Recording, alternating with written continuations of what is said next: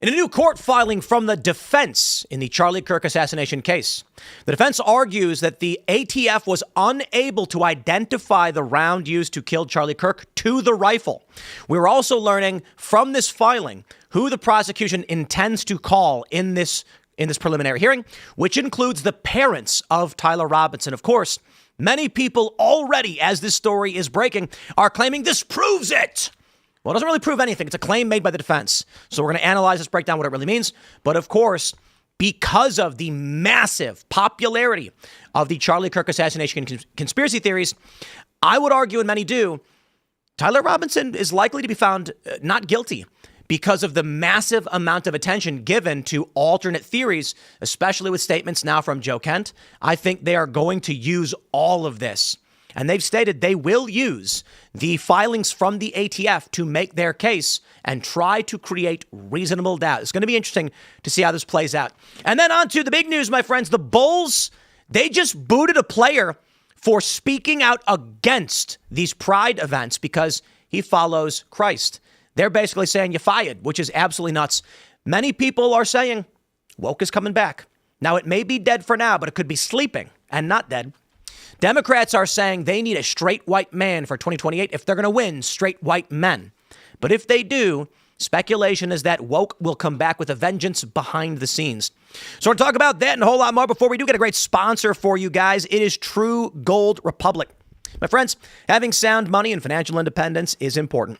Hard assets are extremely important. That's why you should check out True Gold Republic. Look at the world right now. Active war. NATO's under pressure. The dollar is being weaponized. We got $36 trillion in debt and rising. We've printed so much money since 2020. Your savings are worth less every single year by design. Gold can't be printed. It can't be sanctioned. It can't be devalued by a press release. Central banks are buying it at record levels right now. The people who run the system are hoarding the one thing they cannot print. That should say that tells you everything. Insert True Gold Republic. Real physical gold and silver, not paper, not ETFs, metal you can hold. Check out their Independence bundle. A physical gold starter kit, one-on-one with their experts and bonus precious metals on top. The chaos is not coming, my friends. It is here, and y'all know it. Go to truegoldrepublic.com/Tim to claim your Independence bundle or call 1-800-628-GOLD. That's truegoldrepublic.com/Tim. And my friends, you got to go to cashbrew.com. We got a big March sale. Luck of the Seamus is 20% off. We also have aluminum bottle pool water.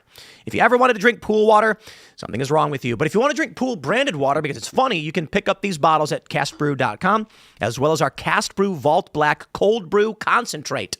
You get these little bottles, splash in a cup, add a little bit of water and cream, bang, you got some delicious coffee.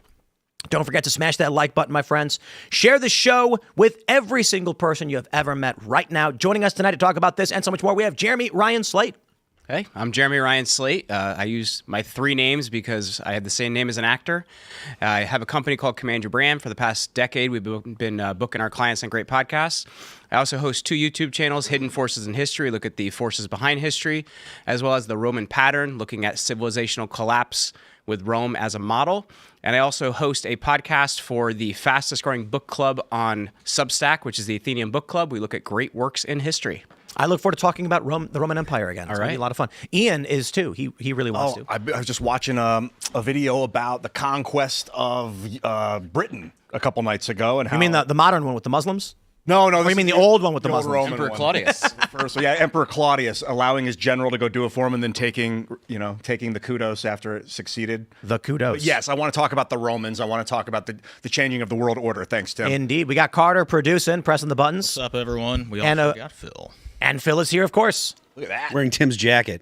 This thing's sick. Mine's on the way. It's made of copper. It's made of copper. I saw it from Palmer Luckey had one on Joe Rogan. Yeah. And I was like, I got to get one of those. I got one in black because I think it's going to look sick under the stage lights. But it looks like comic book shading. It does. It's crazy. Sick. Is it heavy? Crazy. No, No, it's heavier than normal jacket, but it's not Like one of those it's bands too you used to heavy. wear when golfing so that your joints don't hurt or something like that? Maybe. I don't know. It seems more like a coat Ian would wear because he's scared of EMF, frying his brain. To get one of those. Now they can't get into my brain. This is better than Actually, a tinfoil hat. it amplifies signals like a dish. Oh, this is worse. Yeah, than a aluminum tinfoil hats don't hat. work. Terrible. All right. Let's get this news. We got the story from the Daily Mail. Bullet used to kill Charlie Kirk did not match rifle allegedly used by suspect. Tyler Robinson, new court filing claims. The bullet that killed Charlie Kirk did not match the rifle, according to a court filing. Defense attorneys are arguing that the Bureau of Alcohol, Tobacco, and Firearms and Explosives, quote, was unable to identify the bullet recovered at autopsy to the rifle allegedly tied to Mr. Robinson. The defense team may now offer the ATF firearms analyst's testimony as exculpatory evidence, they said in a motion filed on Friday, to push the preliminary hearing back at least 6 months. It also notes that DNA reports, filed by the Federal Bureau of Investigation and ATF will take time for the defense team to analyze because reports indicated that several different DNA were found on some of the evidence. Quote, as these cases indicate, determining the number of contributors to a DNA mixture and determining whether the FBI and the ATF reliably applied, validated, and correct scientific procedures is a complicated process, which requires the assistance of various types of experts, including forensic biologists, geneticists, system engineers, and statisticians, all of whom must review and evaluate several different categories. Robinson's attorneys added that they have received about 20,000 electronic audio files, videos, and written documents that prosecutors have presented as evidence in the case. So right away, my friends, I'm going to go ahead and ask, is it normal, and it might be, for the suspected assassin of a prominent public figure to have the masses submitting evidence to assist the alleged assassin? I don't think that it's generally normal. There are times where, like people that are murderers have, especially like if there's a male murderer that women like for some reason decide they want to throw themselves at him. But I've never heard a situation where there are people actually submitting evidence to help someone who is accused of murder in this type of fashion. I'm sure that there's been some, but this kind of magnitude, I don't think that I've ever heard of it in my lifetime. So I'm just pointing out that with the massive amount of attention brought to the Charlie Kirk case and doubt sown about, that's what I was trying to say, from the prominent podcasters, namely, of course, Candace Owens, there is a massive audience that believes this man is innocent. So, of course, they would submit what they view as evidence to assist the defense in this matter. I believe the popularity of these conspiracy theories is going to create so much doubt in the public that alone is enough to get Tyler Robinson acquitted. But you add on top this statement that they were unable to identify the bullet to the gun. Now, that may be typical, but you combine that with the public evidence, like the story and the narration and the perspective, you are easily going to get jurors who are like, reasonable doubt. Look how this is, and this story will sow reasonable doubt. It says that the bullet did not match the alleged rifle. Now, they didn't test it, so they couldn't match it. It wasn't like they tested it and it was the wrong bullet. That's a different form. What do you mean they didn't test it? Yeah, they said that they were unable to identify the bullet in general. So that is no. Identify the bullet to the rifle. Right. That's different than saying it's definitely not the rifle. They didn't rule out the rifle. They're just saying we haven't been able to identify it yet, guys. Well, they didn't say yet either. Yeah, but the court filing just says unable to identify it to the bullet. So we need to see exactly what the ATF said in this regard, but let's not add words to what the claim is. I don't want them to make it seem like they tested the bullet and it's not the right bullet to the gun, so that it was the wrong gun, therefore Tyler Robinson. Well, what does unable mean? Does it mean that they were constrained by bureaucracy so they did not do it? Or does it mean they tried and failed? I don't know. So if they tried and failed, that's huge, and it's going to present reasonable doubt. Yeah, I read a little bit down in the story. I think that they said they really couldn't. Were they even able to recover the bullet? Well, I think one of the bigger problems you have to worry about, too, is whether he's proved right or wrong, you're going to have a mistrial of some sort with all of that going into it. That's how are you going to get a jury that's even fair? I mean, you're going to hope that the jury is actually sequestered and that they don't get any of this information, all of the stuff. But there's no jury yet. Well, yeah. By the time this goes to a trial, I don't see how they're going to find any human being who honestly is going to say, I have no idea about this. And then what I fear is that you're going to get people who are going to be motivated by ideology, who will lie in court and say, I'm totally unfamiliar.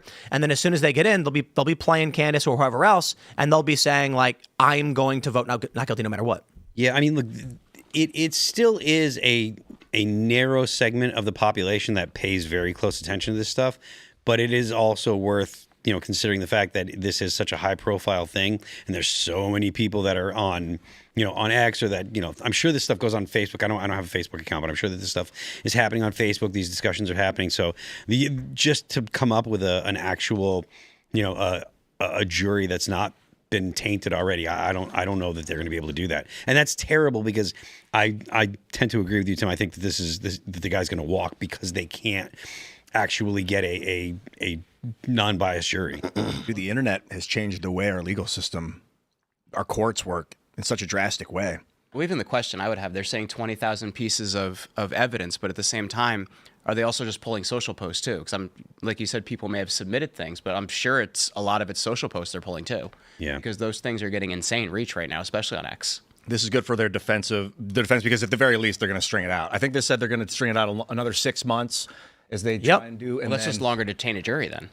Longer Yep. So it'll take longer to get the jury, which means more people are going to be tainted ahead of time. And then, as far as this defense guy, he's probably like, let's just make this case go 10 years and make sure Tyler can rest comfortably in a jail and not have to. One of the reports Fox News we have here talks about the prosecution's intention. They say the filing made by defense attorneys on Friday states that prosecutors intend to call Robinson's parents and his roommate and romantic partner, Lance Twiggs, testify at the preliminary hearing. Robinson's defense team is also asking the judge for a minimum of a 6-month delay for the preliminary hearing, which is currently scheduled for May 18th. In the filing, they said that they were not given adequate time to analyze much of the forensic evidence that is going to be presented by the prosecution. Again, whatever your thoughts are on this, it is massively lined up for an acquittal, for whatever reason that may be. Well, the bigger question I would have as well is the concern I've had. I believe he's the guy that pulled the trigger, but I do think there's more associated with him. And if he gets acquitted, we don't find out about that. That would be the thing I'd be concerned about. More associated with him? Well, maybe there's an Antifa group or other groups. I think there's more people involved and they're covering it up. And at the same time, you have YouTube and other places aren't censoring a lot of these things. They're allowing them to happen. So you have to wonder, it's the same way with DAs being funded and things like this. Is it also a one hand washes the other type of thing? What do you mean? Like, how does that work? So if they're allowing this stuff to go through, right? How doubt, you mean? Doubt. If they're allowing doubt to happen and YouTube's also allowing it visibility, well, they'll crush other things. Yeah. Does it help whatever cause they're trying to also push forward by not allowing some larger group to get discovered? Yeah, YouTube has explicit rules against conspiracy theories, like explicitly phrased conspiracy theories, things that go, they only allow authoritative news sources when you search. But when it comes to this story, this one's a special example that they'll allow anybody to just say whatever they want. And it's kind of nuts. The amount of content accusing Erica Kirk of being some freaky demon, monster, robot, reptile, whatever it may be, is weird. I have met that woman several times. She's been here.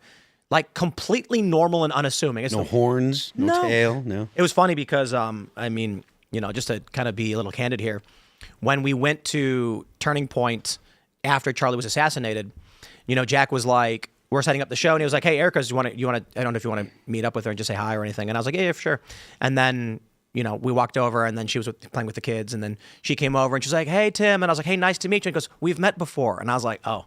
Oops. She's like, I've been to your house. And I was like, sure. Like, okay.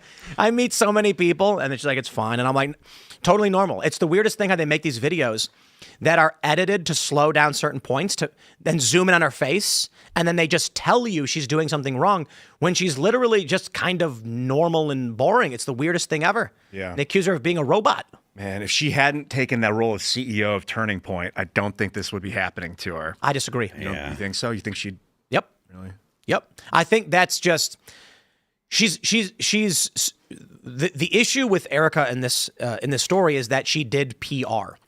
She spoke at Charlie's memorial. That was it. Yeah. She had to. She appeared in interviews talking about how she felt. They did not like the way she acted. Like, that's the craziest thing to me. That I do PR for a living. You have to fill the vacuum. You can't just let nothing happen.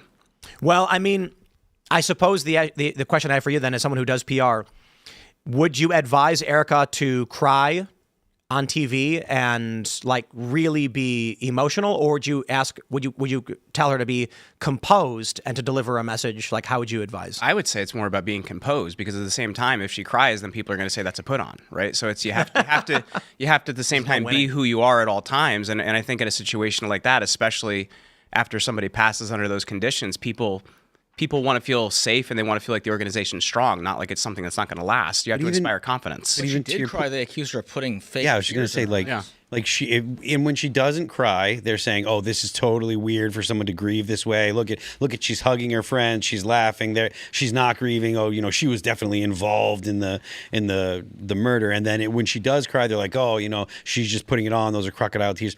People are motivated to disbelieve because, and I personally think this has a lot to do with COVID. There are so many people that got duped by the narrative with COVID, and they're just essentially like, I don't trust anything the government says. If it comes out from an official source, then you have to disregard it all the time. You can't believe it. And it's more likely that if it comes from the government, it's probably got a kernel of truth or some truth. And there are things that the government doesn't want to give out to the public and stuff like that. But the idea that if it comes from the government, you have to disregard it, I think that motivates a lot of people.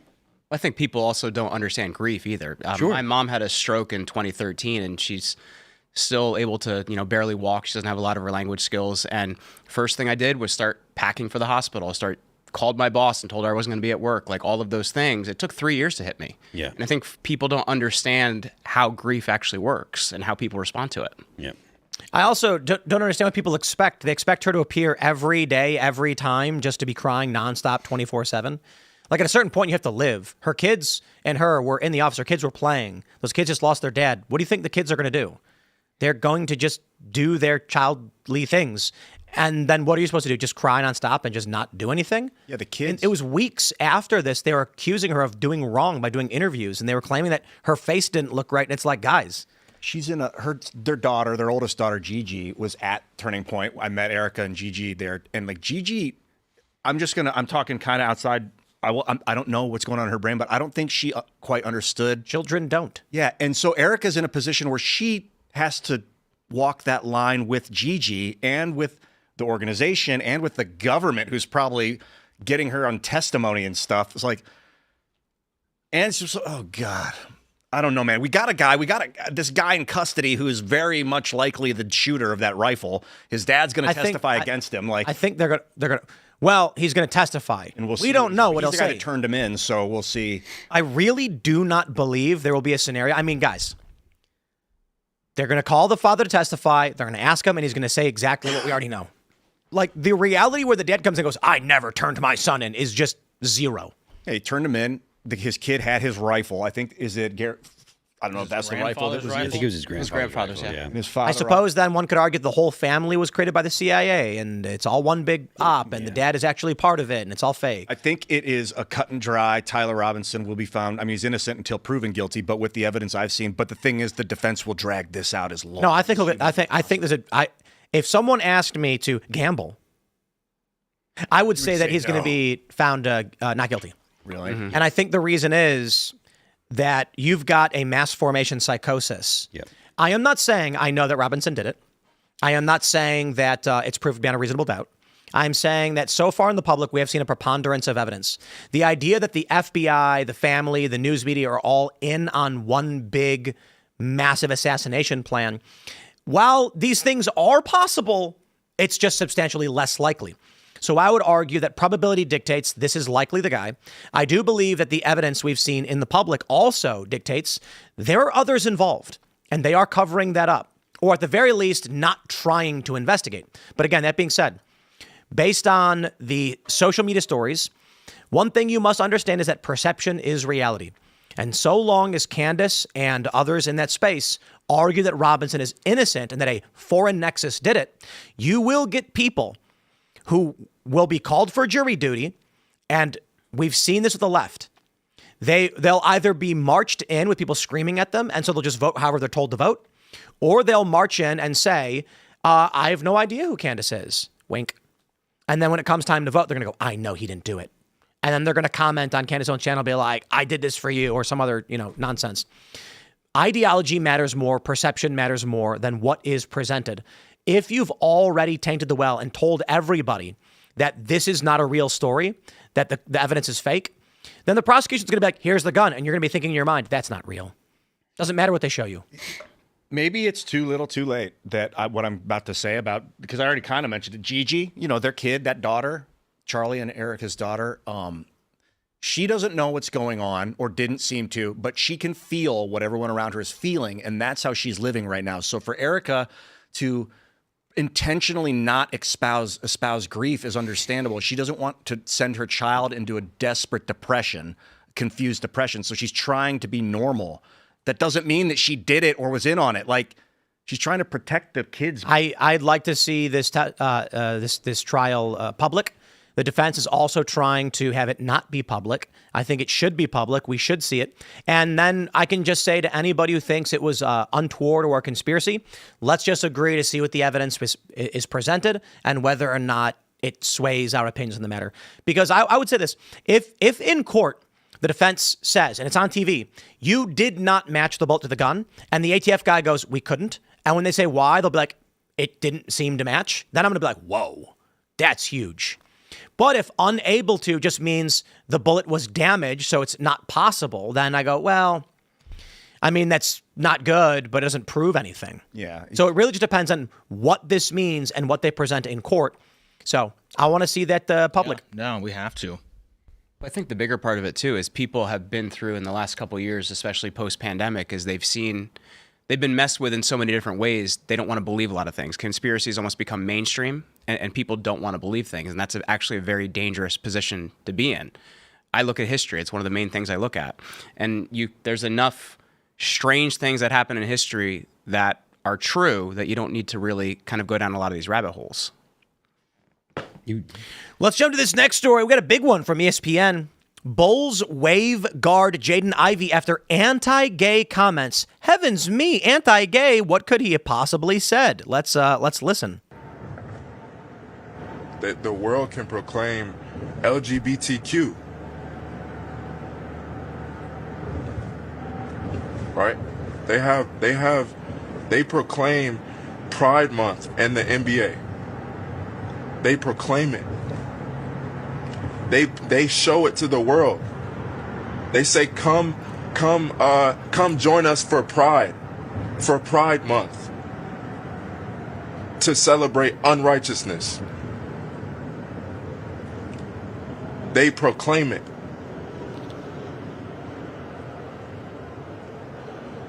They proclaim it on the billboards.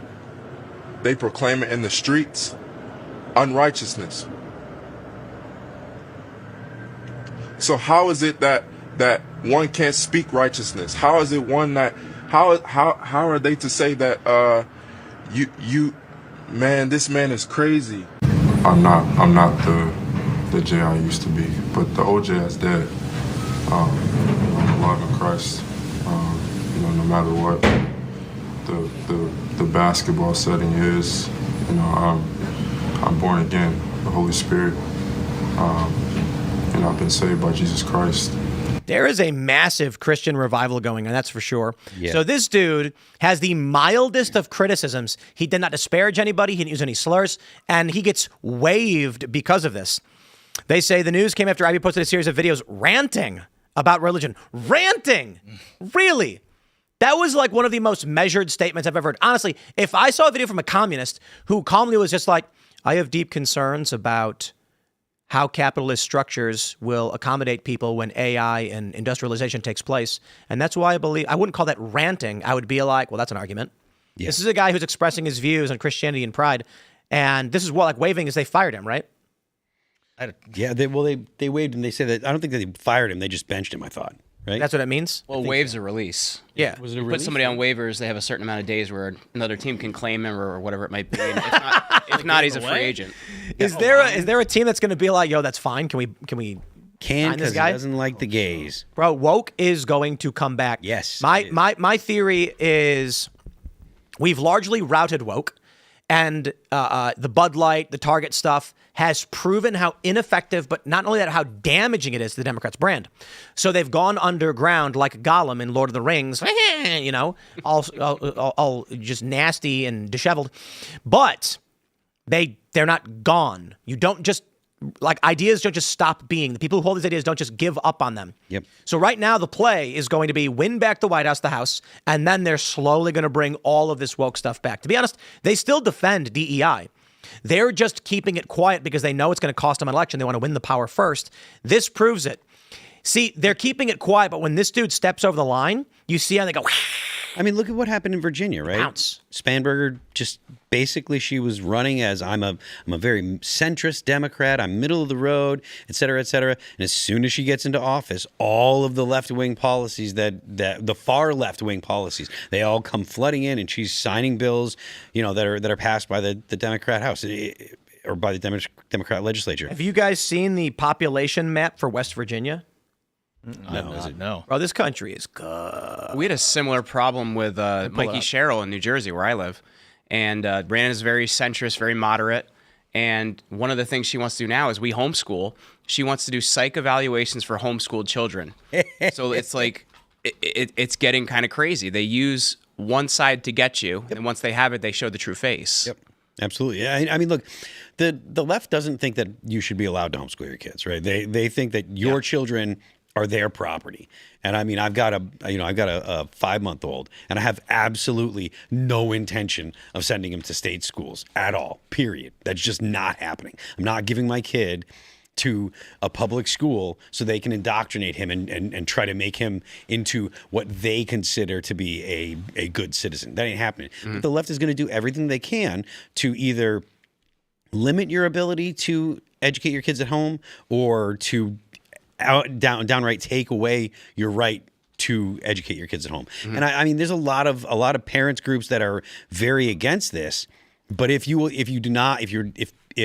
parents are not vigilant, the left will take that right away from you, and they will say you have to give your kid up, and they will say if you don't. And they'll say if you don't, then you are we're going to call Child Protective Services, because it's not about whether or not you want to give your kid up. It's that you're harming your kid by not giving your child to the state to educate them. Yeah. And that's just, I mean, that's totally unacceptable.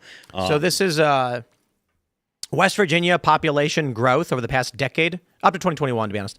And you can see that the blue areas doesn't mean Democrat. Those are just the areas where the population is growing. And they're also all Democrat areas, and the other parts of the state are just collapsing. West Virginia is the second most Trump-supporting state in the country, and it is massively expanding in areas that are controlled by Democrats. And it's presumed, like where we are right here, it's the Eastern Panhandle, Berkeley and Jefferson County. It's presumed to be that people from Virginia are fleeing these psycho-lefty policies, but the people who are coming here are liberals. They're not sufficiently right-wing. They are liberals who are going to come here and say, well, look, I mean, Spanberger's crazy. We don't want what she's doing, but we are voting Democrat. And then they bring their problems with it. I'll quote T'Challa from Black Panther, a great icon of black culture, when he said, you can't let these people in because they'll bring their problems with them. Well, that's what T'Challa said. I mean, they love Black Panther, so. It's true. Well, we have the opposite problem in New Jersey, where New Jersey and New York is kind of the tri-state area for me. And the pandemic policies were so harsh, people just moved to Florida, which just means for the most part, we've lost all of our red voters. They even redistricted our congressional district, which used to be one of the reddest in the state. And we've had Josh Gottheimer's been our congressman for, I think, 3 terms now, because we don't have representation, even though it's the reddest area in the state. Yeah, I mean, it's a similar thing happens in, or had been happening in New Hampshire. The Free State Project, the right-wingers of the Free State Project are very aggressively anti-left, and they've been doing a lot to scare for lack of a better term, scare the left-wingers in New Hampshire. They're very pro-liberty, and they're very much right-wingers. It's not the same kind of libertarian that a lot of people think of when they think of libertarian. It's very, like I said, it's very right-wing libertarian in New Hampshire. And the legislature in the state is all Republicans, because the Free Staters have been running as Republicans. That New Hampshire was a mistake. It's just because the Free Staters should have moved to a state where they had a statewide stronghold. Like, they moved to a blue state surrounded by blue states and said, everybody move to New Hampshire. We're going to take it over and be free. And it was largely effective, but they're still surrounded by Democrats and in a Democrat split state. So even then, they still lose state power in a lot of regards. If they went to West Virginia, they'd own the whole state. If they went to Wyoming, West Virginia would be centrally located, close to D.C. with you'd actually have a Libertarian member of Congress. I'm not sure what their calculation was moving to New Hampshire, but I mean, some Libertarian guy moved there and then said, "I wish my friends were here." That's what happened. Because Luke was like, "You got to move to New Hampshire, Tim." And then I was like, "Why?" And he's like, "It's the free state. It's a free state project." And I was like, "Bro, you are surrounded on all sides by the far left, and don't get me wrong, water, and then the far left." And he's like, "No, I'm telling you." And then he moved to Florida. Yeah, I mean, look, Yeah. the biggest reason why I stay in New Hampshire is because of the fact that my family's in Massachusetts and the band is in Massachusetts and it's an hour away from me. Otherwise, I don't see a significant reason to stay. West Virginia is going to turn into a giant data center anyway, so not sure that it matters. The governor keeps announcing all these big data center projects all over the state, which will bring a ton of money into the state, which is good. Considering the state is sparsely populated as it is, that might actually be pretty great.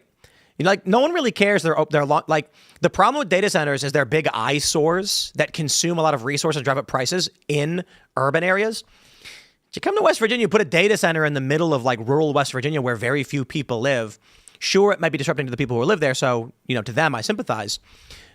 The big picture for the people of West Virginia is they're going to get billions of dollars in state funding for infrastructure improvements and things like that.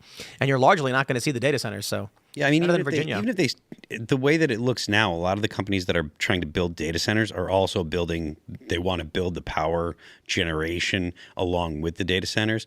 And the argument for that, the pro argument for the people that are, they're going to rate our cost of electricity is going to go up and blah, blah, blah. If these companies do build data centers with a power generation station there, the amount of power that a new data center will take is so much more than a city will be. Say, for instance, it's 1,500 megawatts to run the data center. Your average city runs at about 80 megawatts. So you're talking about 5% of the power. So the company that generates the power will likely give the power to the town for dirt cheap because they're already generating it, and the amount of power that's left over for the needs of the town is basically a rounding error. So I think our power grid's archaic anyway, though. We lose so much in transmission. I think that's even the bigger problem is, people have been made to be scared of nuclear and other sorts of energy generation. But the bigger problem is looking at our grid, how it works, how it transfers power, and how it generates power. And these things aren't as big of a problem if we handle that. Yeah, that's true. But it still is better for the companies that actually want to generate the power to build the power plant for its own use, because the power's right there. There's no transmission issues, and then again, overproduction or whatever, because they need a specific load for the data center. Whatever's left over going to the town, making the power for the town cost nothing. That will make people far more amicable to the idea of having a data center in that town. Right now, people are really, really against the data centers because they have these ideas that it's going to drive their electricity costs up. But that doesn't do anything positive for the people that want to build the data center, right? Like if they come into town and they piss off the town, like that does nothing good. All it does is make the people that are in town hate the data center. And so they're going to want to be like, hey, how can we make this a positive thing for the town and for us? And if they build a power generation station with the data center, and they're just like, look, we'll give you free power, or give you power at whatever, a cent for whatever, where you're paying 10 cents or 15 cents now, and they're just like, we'll give it to you basically for free. That'll do a lot to move the needle when it comes to people saying, oh, we don't want a data center here. 21st century boom towns. Like we used to have the steel towns, the rubber boom in the 50s in Firestone in Ohio. That's where I'm from, actually, Akron. The gold rush, where these towns pop up around an AI data center, a big power plant, all jobs, and then a technology will shift and it will require like 10 million times less electricity to run these things. Everybody will move out because they can work locally elsewhere. And then you'll have a ghost town. Eventually, you're likely to see data centers in space. Yes, for sure. That is where 9 months ago, this was a crazy idea. And as soon as Musk started talking about it. What? I predicted it. Did you? When I talked about the grandfather with his kid looking up and saying, what are those gigantic black things in the sky moving left and right? And he's going to say, oh, that's the machine. We built it, Oh, AI didn't say. Well, they were for a long time they were like, that's crazy and stuff. But as soon as Musk started seriously working on the infrastructure for it, it became a normal thing now. Let's jump to this story from Axios.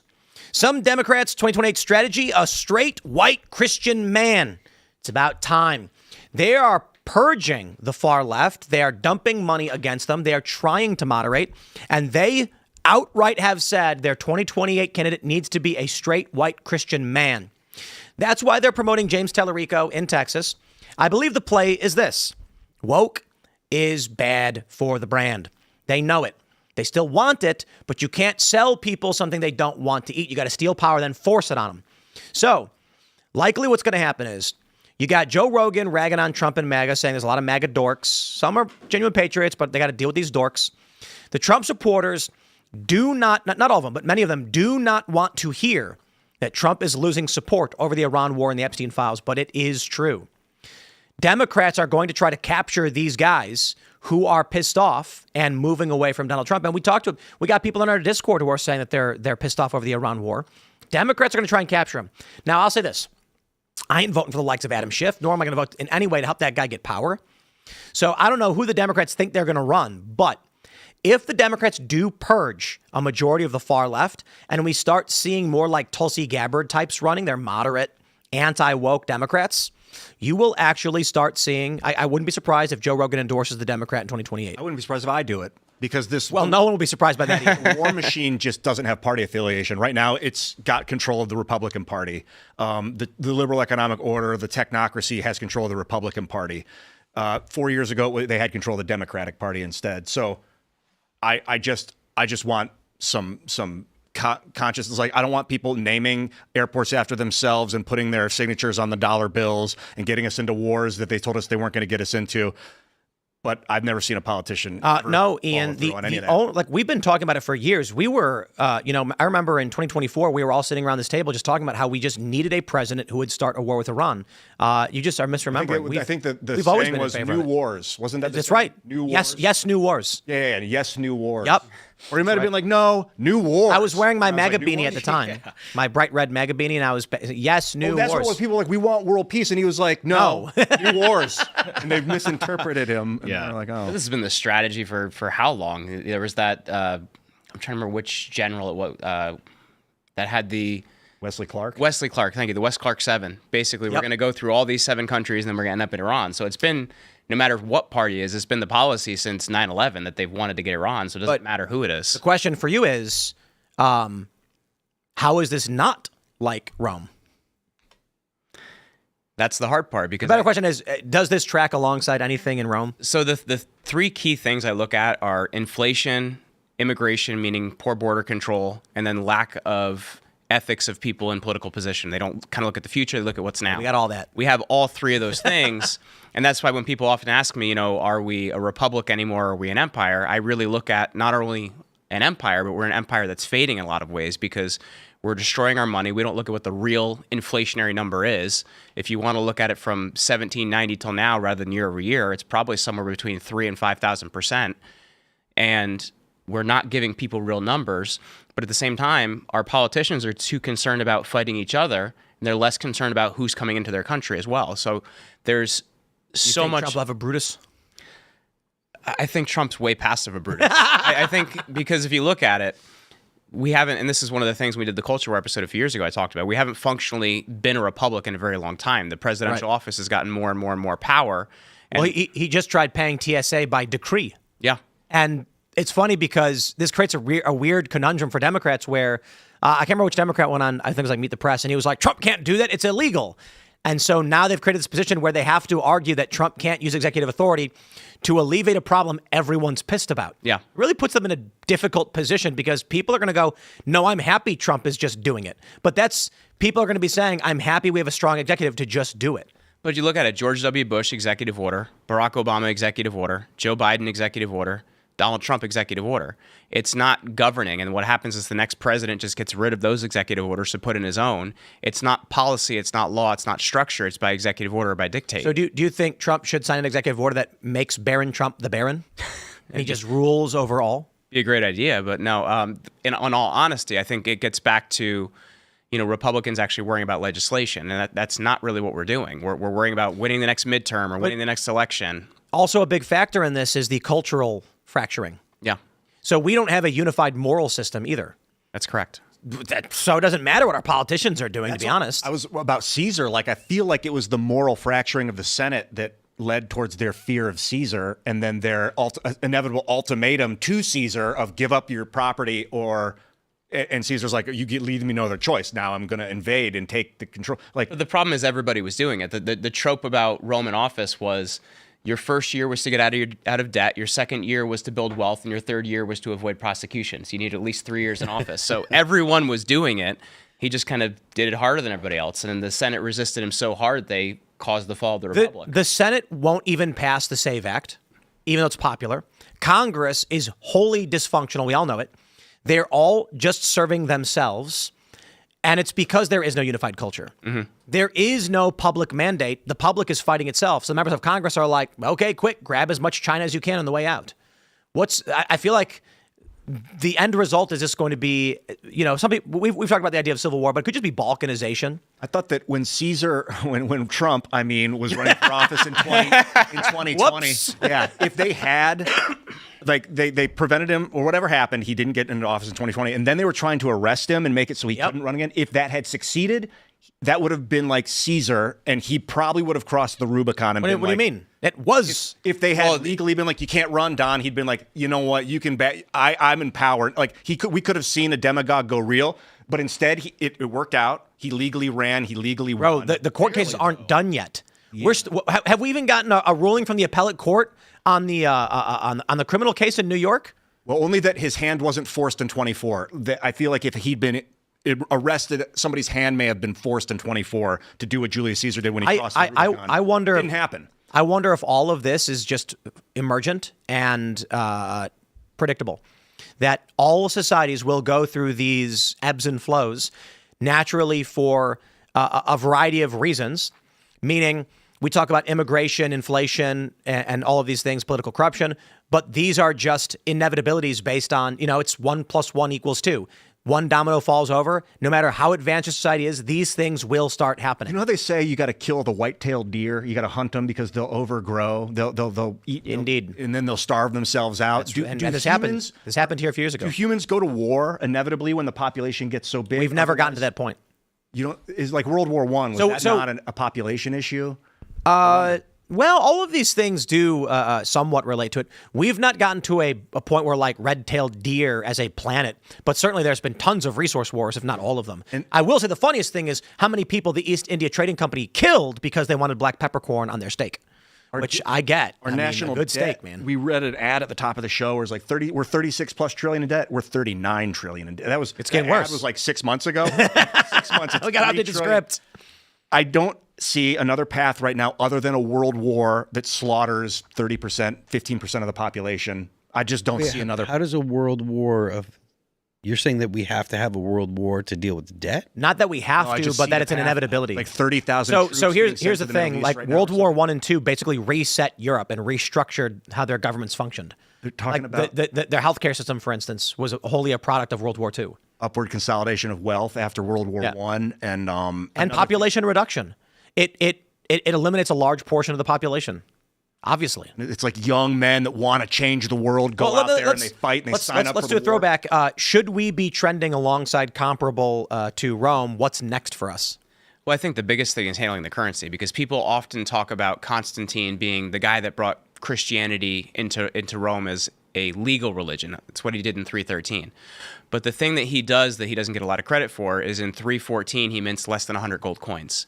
And every year until he dies in 336, he's going to mint gold coins. And if you look at the Eastern Roman Empire, it's going to go till about the year 1 from around 313. Sorry, real quick. What does that mean, mint 100 gold coins? He gradually, over a 20-year period, puts them on a gold standard. So then from that year 300 until about 1054, it goes to that point without inflation. So he actually, one of the main reasons that the Eastern Roman Empire survives, besides the fact that Constantinople is so hard to attack, is they have a currency they can stand on. And if you look at why the West fails in the 270s, Aurelian mints a new silver coin that's much more pure than all the silver coins, even though they've been debasing, but people didn't trust the money anymore. Yeah. So Constantine brought back gold, forced taxes to be paid in gold, and that forces gold into circulation. And then the currency actually is valued as As what Trump is doing with the petrodollar. Maybe. He's the war in Iran is largely about dominating petrodollar or the oil system as well as natural gas.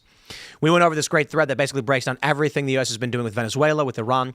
And the play with Iran is you remove Iran from the chessboard and put their oil production into Western influence and natural gas.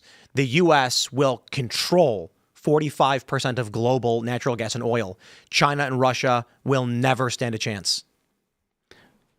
A solid currency isn't the only solution, but it's the solution that will buy you time to fix all of the other things. Yeah. Because if you have a currency where you can actually function as a society, people can actually pay for things, they can actually handle their families. Trump coin. That maybe. And Bought a bunch of that when it buys you time to handle the ethics of your politicians. It buys you time to handle your borders. But if you don't handle currency, you can't fix anything. What are the other two things? You said that currency And population, right? Population, but handling your borders. Because in the 3rd century, Roman emperors are basically raising an army, declaring themselves emperor, fighting each other, and the strongest becomes the next emperor.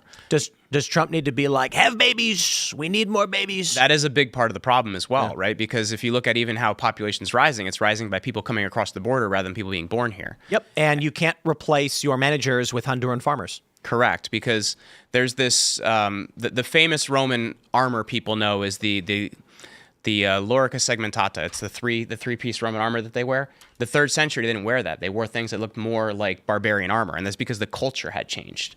And I think that's the biggest piece you have to look at. When you lose a unifying culture, that is a bigger piece of a society actually falling apart. The internet has caused such a strain on liberalism. I think the American culture has been bombarded by strange and wonderful and new and horrible ideas constantly in the heat of them. It's just the culture. I don't know.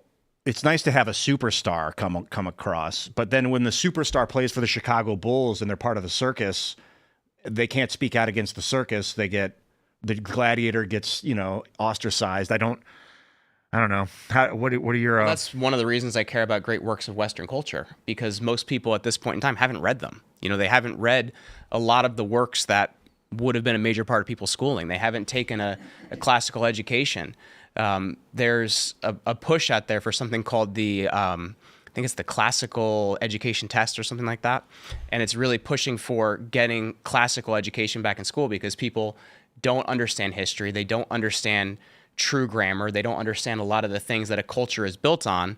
And because of that, it's much easier to control people that will go with whatever's popular at the time. I mean, most people can't, they can't read at grade level, whatever grade they're in. They're usually years behind. So I'm going to go ahead and just say this. Please don't be blackpilled by it, but the presumption would be that we are tracking for like a dissolution, like a breakdown or something, right? Well, so the 3rd century, and that's you've talked about civil war, and there's been discussions of national divorce and things like that.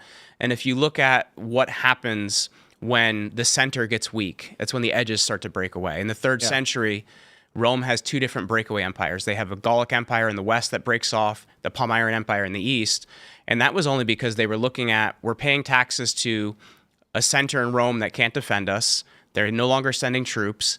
And Postumus, who's the general in the west, decides he's just going to form his own empire rather than trying to take over Rome. And that is what you see when an empire starts to fade, is the edges start to break off because they know the center can no longer support them. So that discussion coming up is a big point of showing how people feel about things. It's hard to see anything other than that, and it's because our Congress is corrupt, doesn't do their job. So the president just says, I'll do it myself. And no one can stop him. He's just paying the TSA by decree. Who's going to do anything about it? He can just do it. So the presumption that there is a system of legitimacy by which we cooperate is out the window. Mm-hmm. Now it's just Trump's in charge. If Trump, honestly, I don't even know what would happen if come 2028, Trump appointed J.D. Vance by decree. Like, honest question. At this point, if Trump just said, no, the results of the election are immaterial, we are going to give J.D. Vance the presidency, file a lawsuit against me. They'd have to file a lawsuit. And then and that could take, like, imagine what would happen if Donald Trump said, The results of 2028 are called into question. My FBI is investigating these. We are seizing these ballot boxes. Thus, the vote count is now in question. Then what? Someone's going to sue. We thought something like that would happen in 2024. It did not. I'm just saying at this point, what would anyone actually do? Are Democrats going to run? No, they're going to complain on TV. You're going to have another No Kings protest and complain about how... I feel like if Trump truly did... Listen, the idea that Trump can decree to pay TSA, like imagine if that happened 70 years ago. The people in this country would freak out. I hope that if he were to appoint someone or try to appoint someone, that the deep state would step in, like the Roman Praetorian Guard, the security state, and stop the psychopath from... Well, there's a lot of ways you could do it. The problem is, let's say there's an election in 2028, and Trump already don't trust elections. That's my point. So Trump comes out and says, we got a lot of fraud in California. Look at this. And then they show a bunch of data and they do Mike Lindell times 20. And then they say, Kash Patel comes out, or if he's still FBI director, and says, we have seized these voting machines to analyze the data because we have evidence of foreign intrusion and potential fraud. So these can't be counted towards the totals, which calls California into question. And then the vote then goes to a delegation instead of a popular vote. The delegations are then based on Congress, and they vote in the Republican. The Democrats then say, no, it's not possible. We've speculated on these things before, mind you. But my point ultimately is, if we ever come to that point, if the deep state did come out and try and stop Trump, it would enshrine him as king for life. Mm-hmm. Imagine Donald Trump saying, look, I don't really know entirely what's going on. Our FBI says they found evidence of fraud. And then the CIA takes a shot at the king and misses. Trump will then rise before the Senate and say, the attempt on my life has left me scarred and disfigured. He already did it. That's what happened. We took it in the ear, and now he's full gung-ho. But, the Praetorian Guard doesn't miss. You look at Roman history. They do. Do they? They do at times. What percentage of it? I mean, I guess it's history writes itself. Whoever shot at Trump missed. Well, that was... Two emperors got rid of the Praetorian Guard for that reason and then put their own men in it. You have Septimius Severus in the early 2nd century. Right. Got rid of the Praetorian Guard because of course he realized that was going to be a problem for him. He put his own men in. And Trump's trying to do that now with getting his guys in these institutions. Isn't it wild? Constantine got rid of it altogether. Rome. Dude, our White House is a Roman building. It looks like a Roman building. They would have been the founding fathers wanted to have the Roman style architecture for a lot of buildings. Honestly, literally, the writers of Earth season 12 are just out of ideas, and they're like, just do Rome again. Let's do a remake of Rome. And people loved it. Do Rome, but with some Viking action, guys that'll crawl through the mud with a sword. No, they're like, let's just do they brought in J.J. Abrams, and he's like, listen, look, it's not complicated. Just redo Rome and add new action. And they were like, okay. So, God's up there being like, all right, let's go with Rome for 2020. It is. We are Roman. I don't know. I often will say we're like a blend between the Romans and the Vikings. We kind of coalesced in England in the early, 1100s. And then our founding fathers wanted it to be a combination of republicanism, monarchy, and other forms of government to make something better than council what we had of before. elders. Dudes walk around. I forgot what it's called. There's a word for it. But basically, the founding fathers were brilliant because they said, instead of doing just one government, why don't we do 3 at the same time? Mm-hmm. And unfortunately now, all that really matters is the executive branch. And every day that Congress doesn't do their job and just fights for political bickering for donations, Trump is just given leeway to do literally whatever he wants. Listen, allocating funding for TSA by decree is nuts. But this is all. But how do you fix Congress? Because you look at it, and even they just care about the next midterm, or they care about the next election cycle. That's why they don't want to take any votes, any significant votes. Because if they give the power to the president, they can say, well, the president has the authority. I didn't vote for that, and we can't do anything about it. And that's really what they want. They want to be able to be in Congress and get all the benefits of being in Congress without actually having any of the responsibilities. That's why they gave the president the power to, the military the authorization for use of force when it came to the war on terror, because they didn't want to have to actually say yes or no. They didn't want that responsibility. When I look at they'll lose their next election. Congress is a verb, means to move together. Gress, meaning to move. Con, with, you move together. And that's the whole point, is they are moving together. They are congressing. No, Ian. Oh, yeah. Do you know what progress means? Move forward, yeah. And pro and con means? Well, con can mean not or with. It's a joke, Ian. Calm down. Yeah, So you it's say, hilarious. what does pro and con But mean? the Say pro means good, con means bad. What does progress mean? It's like, oh, to advance, move forward. What does congress mean? Everyone laughs. I think the inception was to move together as a decentralized, autonomy. And we could do that again. It doesn't have to be the 1700s version of it because the U.S. is falling. It's changing. It's transmuting. But it literally can't we be. still need to congress. We just got to figure out a better way to do it. It's not going to happen. What do you mean? It's just not going to happen. Well, it will happen whether you're a part of it or not. That's not correct. Yeah. Nope. I'm building suspense. I'm just saying. I'm waiting a little bit so that we get into it before I actually say. You will never have two men stand side by side, locking arms, when one says "chop off a child's genitals" and the other is a Christian. I don't know, man. We were pretty allied sure. with the Soviet I do know. Union, dude. In the World War II, like you find alliances. You don't have to be your friends. No. The communists all died and are gone. There's a big difference. We allied with those people for a short period of time. The only reason we allied with them was because they were fighting the Nazis. Yes. We weren't allied with them because we had some kind of similar world. But hold on, we barely allied with them. The Russians Germany invaded after the Poland, fact. bro. The Russians invaded Poland, and the U.S. was like, well, they can take half of Germany, will take the other half. We were never friends. No, friends and allies. And then, I talked about this with Dan Holloway. Friendships and alliances are not the same thing. You might hate the person you're allied with, but you have. My point is, Congress cannot function when the moral worldviews of the two political ideologies are so distinct from each other. Now, if the Democrats, as their play, is to start excising the wackaloon lefties, and you end up with Tulsi Gabbard versus Tulsi Gabbard and RFK Jr. versus J.D. Vance, we're good. Because they're going to be like, those guys are great, they're my friends, but we disagree on certain policies and we're going to get along. But you have to excise the fringe psycho element of the left. The wackaloon, tax the rich, chop off kids' balls faction. That can't exist. There will be no cohesion between a regular American who wants to just go to work and the people who are like, children should get sex changes. I could see Marco Rubio working with a moderate Democrat. That'd be interesting. I can tell you they're doing it right now. RFK Jr. and Tulsi Gabbard are in the Trump administration.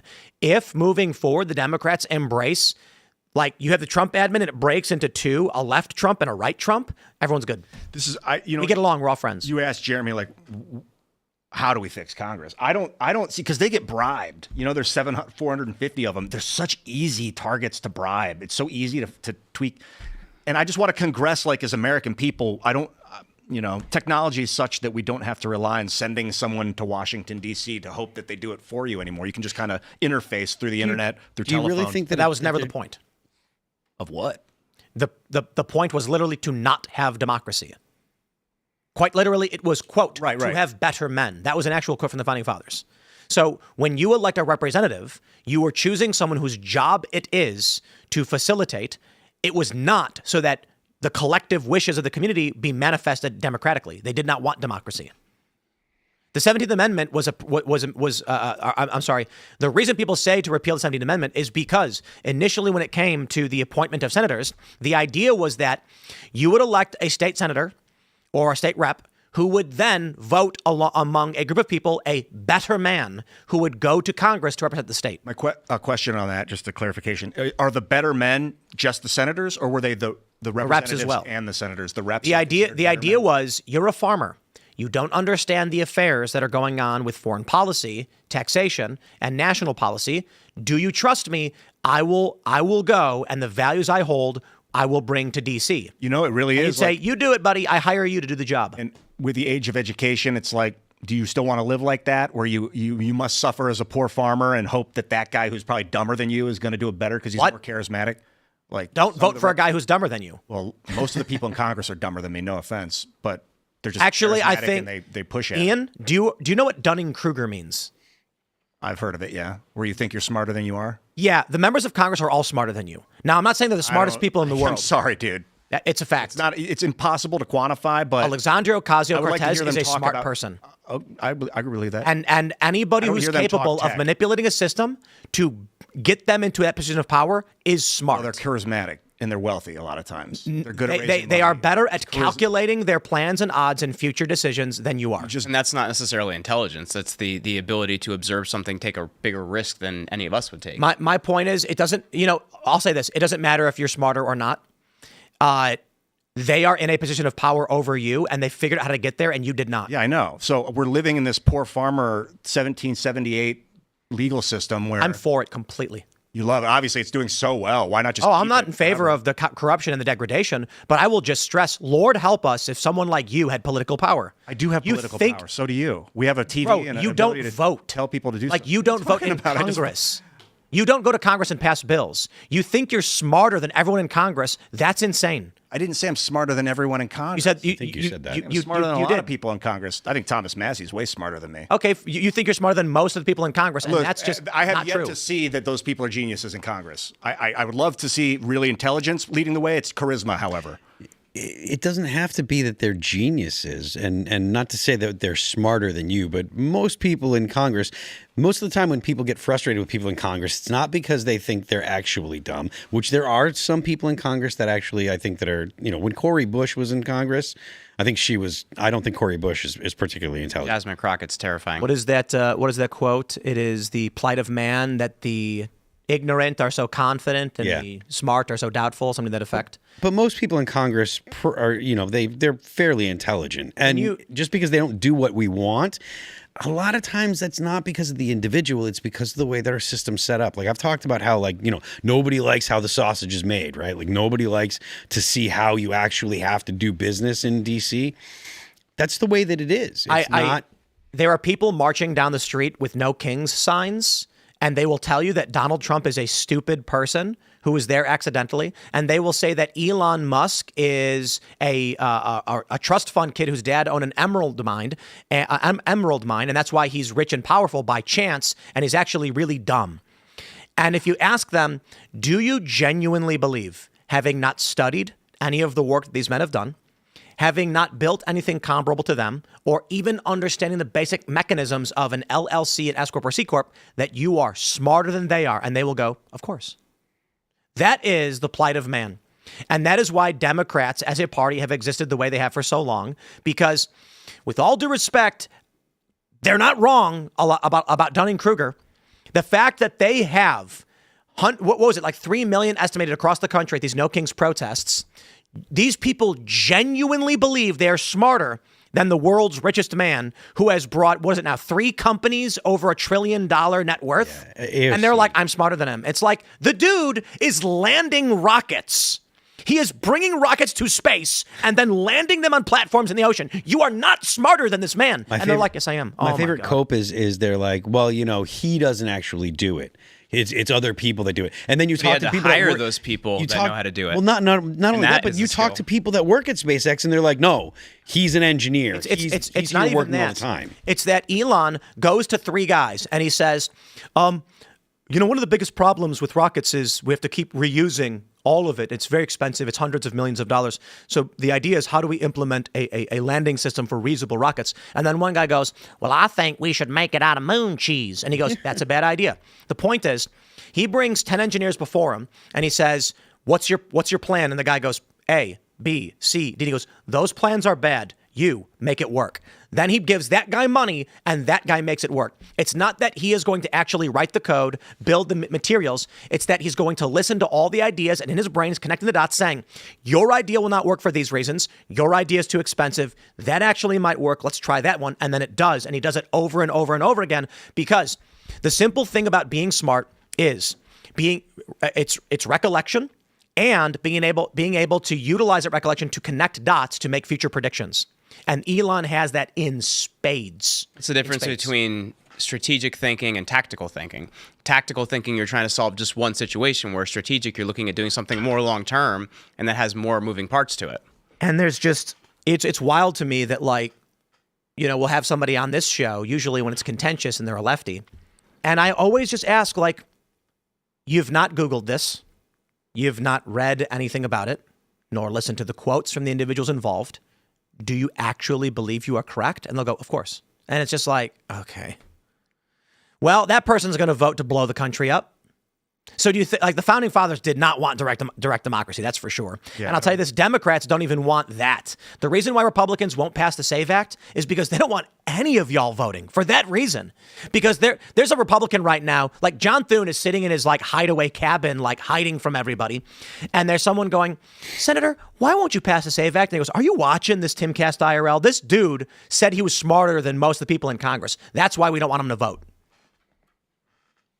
I mean, I can't even get into the SAVE Act. I don't think people in Congress are the smartest people on the planet. I think many of them are underachieved, and they go to Congress because it's the best thing they can attach to for some kind of legacy or notability. That being said, it is extremely difficult to succeed to get into Congress. Mm-hmm. It is not something anyone can just do. It takes clever planning, hours of working overtime nonstop. It is very, very difficult to accomplish. These are not necessarily all good or honest people. They're not going to solve complex equations, but they are certainly smarter and a lot smarter than the average person. Yeah. You can call them evil, that's fine, and dishonest, but they are smarter than the average person. They've figured out the mechanisms by which they can build a system and get into a seat of authority and power. And they're also willing to do the things that the rest of us aren't willing to do. That's something else. They will work hard in a gray area or something that's even illegal to be able to push what they want to push. So they're willing to do things that a lot of us just wouldn't be willing to do. Indeed, my friends. I know we let's see, we got a couple stories pulled up, and let's jump to, we talked a lot about the Roman Empire already. We were going to talk about DeSantis naming the airport after Trump, but it kind of played into what we've already discussed with Trump ruling by decree and all that stuff. So let's do this. We've got this post from @Jason. And we got the story from the New York Post. The New York Post reports AI dangerously close to solving tests that only the brightest minds on Earth. Human expertise still matters. @Jason says, the truth is we've already reached artificial general intelligence. We just haven't implemented it broadly. Millions of jobs are being lost as we speak. Entire careers are being retired.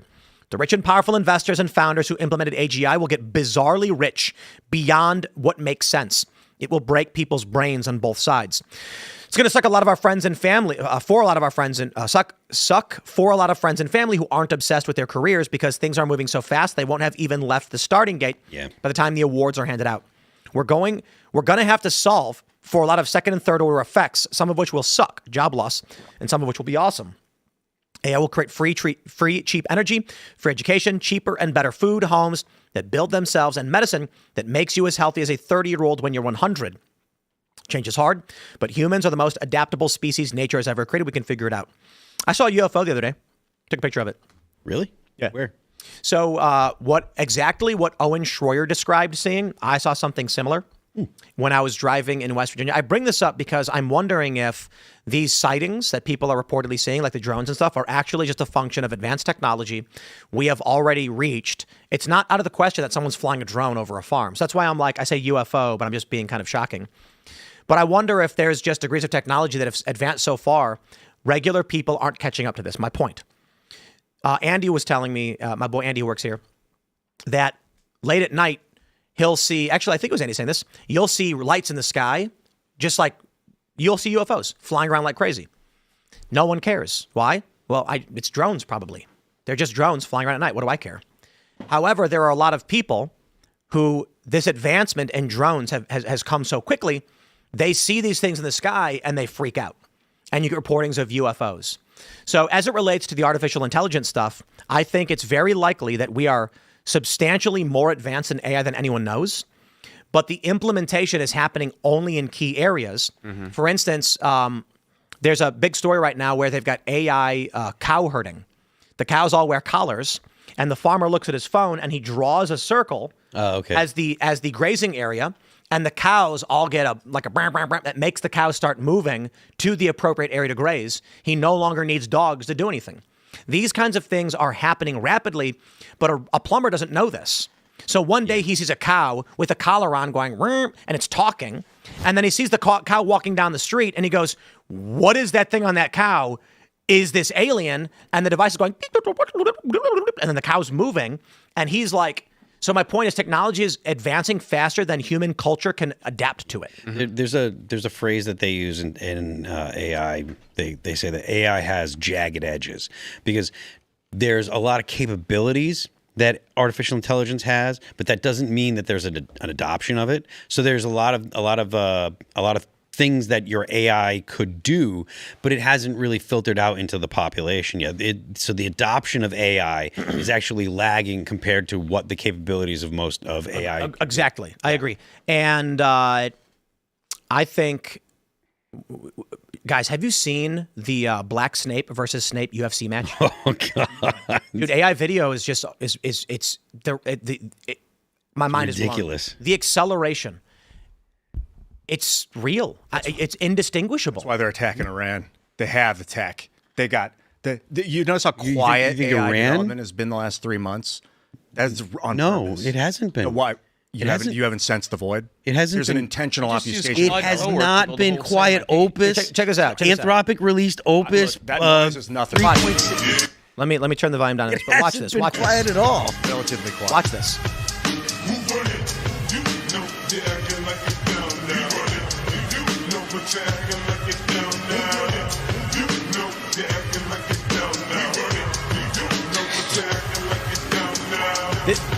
The AI, this is crazy. They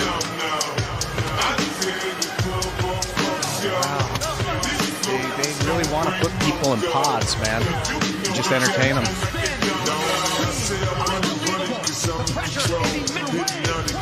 It's like the spaghetti meme. It's getting so crazy good. I don't know how you protect people's biorhythm. It made Joe Rogan black. Or is that somebody I don't know? No, That's what Joe Rogan was wearing. that's another announcer that's regularly on there. The point is, in the next year, with Sea Dance 3, they're talking about generating 17-minute short films in 30 seconds. Yeah.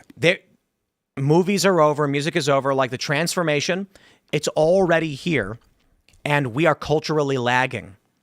Yeah. So It's so funny. Like, we used to make movies. In the future, they'll be like, God, they used to actually stand there and do all the talking themselves. What did they used to take the letter and hand deliver it, walk all the way across town too, on before they horseback. called on phone? Yeah, and now AI's it's going to just be so. now my lightning Neuralink is fast. networked to yours, and I can just think something to you. Well, I just used Claude Cowork last week because I needed a new media page on my site. Cowork's sick. I gave it my brand standards. It asked me for a few photos. It built the whole page out, did all the search engine optimization. Then it looked terrible on mobile. So I said, hey, fix it for mobile. It fixed it on mobile. So I can't imagine what it does for even web designers and SEO. It's incredible. It's incredible. We have a job availability for a film producer because we always have these ideas. I have a great idea for a little Black Mirror type mini. It starts with Ian playing video games, and he's playing like Civ or something, and then he gets a text from Phil, and Phil's like, "Hey, buddy, you know, I'm gonna come in a little bit early. Hey, you want to grab a bite to eat before the show and shoot the ish." And then Ian's like, "Oh yeah, for sure, but I got to finish work. So let me see if I can take a break." And then he looks over at Claude, and it's just running these crazy programs, and he's seeing a money incrementer go up, and then he's like, it'll be good if I leave it for a little bit. Then he goes to grab lunch with Phil before the show. And then Phil's like, no, I'm still at work right now, but I figured I'd take some lunch. And then he looks at his phone, and Claude is just doing all of the work for him. It's like and then you're seeing a money incrementer go up. And society basically has AI digital versions of everybody that works in white-collar jobs while you do whatever you want. Right now, the way that like young people can actually become, at least for the next, probably decade, 5 years, 10 years, can become extraordinarily wealthy is learn a trade. Like if you're an electrician, and you get a job. Speaking of Optimus, bro. Well, I do think that'll be eventually, but the thing about artificial general intelligence is that if we are at this point, let me put it like this: you guys know about time dilation, obviously, right? Mm-hmm. Old sci-fi trope. The idea was that if we created a spaceship to go to Alpha Centauri, loaded up a bunch of humans on it, and then said it's going to take 100 years to get there, they're going to accelerate as fast as possible. At the halfway mark, start decelerating. By the time they're halfway there, another spaceship full of colonists will fly past them. Because technology will have advanced so much due to time dilation back on Earth that they will be going slow, and you'll fly past them and go, wow, the old colony shit. That's what's happening now with Optimus bots. Mm-hmm. AI is, by the time we get to AGI in full implementation, it's going to be like you wasted all your time designing Optimus. I'm going to give you a schematic for a perfect human android. And go, brrr, here's how to build it. I thought that's why they closed Sora, because they're like, that's Yep. old technology now. They can't compete. It's advancing way too quickly, and they've got to put their resources somewhere else. It was costing them $1 million a day. They had 500,000 users. Relatively nobody was using it. Phil posted something last week. It was a Spotify link, and it was like, oh, this is pretty good, but it looks like an AI band. Like, I can't even imagine what this is going to do to the music industry, because it's, you can tell if you listen, but, eventually it's going to be even better. No, we're already past that point. Yeah. Personally, I think We're already past that I think point. the music industry was cooked when Spotify came out 20 years ago. Yeah. But that's just me. The issue is, if you are a music producer and you break down a song, you'll notice where things are AI, but the average person will absolutely not notice. Mm-hmm. I've got a bunch of, so first and foremost, all instrumental music is over. So I knew a guy who used to sit in his room all day writing songs that were instrumental, and he would upload them to various music databases. Then he would get paid per month per how many songs he had in the database. So he would just start cranking out songs. And there were orchestral compositions, there were like dance beats, because people would license the songs for their media projects. That job is gone. Yep. So we've done a few projects, need music. Pop up in Suno, type in ambient, eerie, horror soundtrack. Done. Instantly, you get 2 versions. You try them out. Don't like them. Generate. Play. You're done. Well, here's the question I have, though. Does the pushback come where people start demanding more humanity because they don't like that being taken out of it? I don't think so. I think you might have some hipsterdom type stuff like vinyl records, but I think young people. There's a funny thing I saw. This comedian, Elon Musk retweeted this. There's a comedian who was like, everybody is scared of automatic cars. Don't be scared. Let me explain. When you go to the grocery store, the door opens and you've never thought twice. But would you rather there be 2 guys standing there, grabbing the door and opening it and closing it every time you're walking through with your family? Nah, we're okay. And then I think it was Elon who pointed this out, or he retweeted someone who did. Elevators used to be manual. Mm-hmm. You would go in and a guy would pull a lever to make it go up or down. I'm a bellhop. No, the bellhop's the guy that helps That's you the guy with that gets your suitcase. Yeah, he grabs. They still have that wasn't bellhops. the bellhop. He No. didn't do the. Bellhops still exist, and they grab your suitcase and they bring it in for you. No, bellhop's not the guy that would run the. No. That was a That's whole your other dude suitcases. that would just stand there all day. So he'd have a lever. Elevator operator. Yeah, you'd go in the elevator and he'd pull a lever back, and then you'd go up and he would drive it for you. No one's ever complained about automatic elevators. So I think kids are going to grow up with this being normal, and they're just going to be like, what do you mean? Music is whatever you want it to be. So is it just the idea that we get further away from the change and the next generation doesn't care because they haven't experienced it the other way? Indeed. That's one of the phenomena. You'll notice that when it comes to like privacy issues, right? Like people my generation and older, they actually care about privacy. They're like, oh, I don't know if I want this. I don't want. When Xbox 360 first came out, like when they first did the update, it was like, it was a big deal that it was always connected to the internet and it had a camera that could watch you. And I was like, I'm not getting that. I don't want that, blah, blah, blah, blah. And then I got an iPhone and it's like, I mean, It's always watching it's over, it's over that. And so young people that are in their 20s and younger, they don't have the same concept of privacy that older generations do, because they live in a world where there are cameras all the time, where they're constantly taking pictures and loading them to the internet and stuff. That the idea of privacy just has gone away. So it's not a situation where people are going to be like, oh, I don't want to lose my privacy. It's like they're not really going to have the same attachment to privacy that older generations are that have. Yeah, because I know for me, like I'll be 40 in a year, and that's I remember when you went into Windows, you had to type in WIN to get into Windows at the MS-DOS prompt, and it's I've had enough experience of life the other way, and I guess not having that life experience, you wouldn't know what you're missing. Yeah, I mean, look, I don't put pictures of my kid on the internet. Like his face isn't up on the internet and stuff.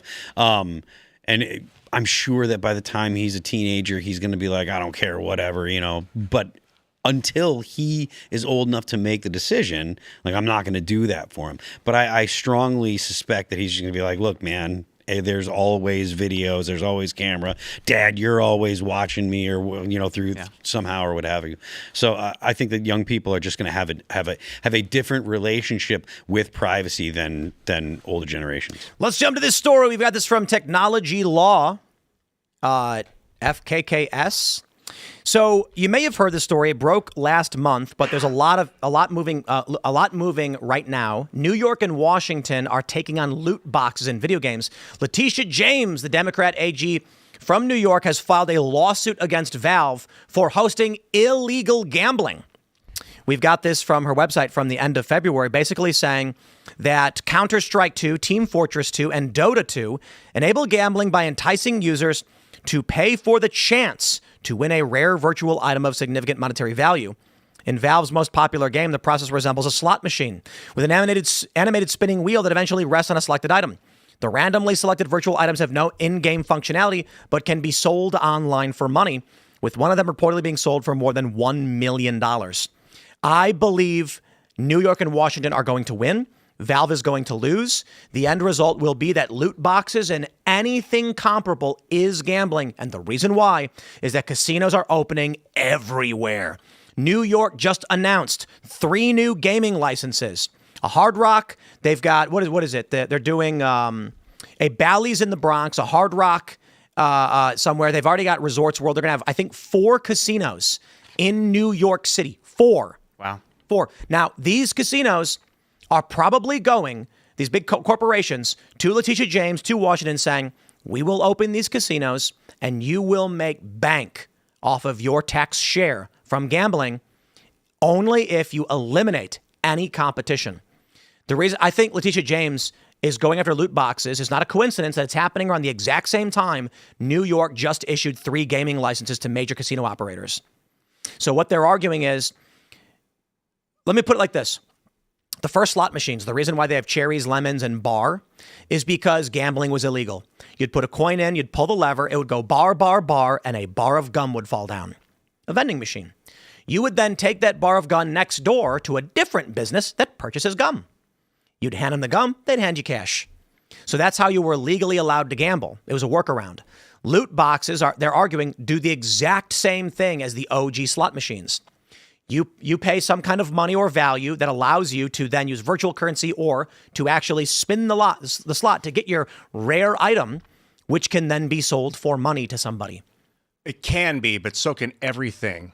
So the argument is, what's that? You are wagering money not on a definitive item.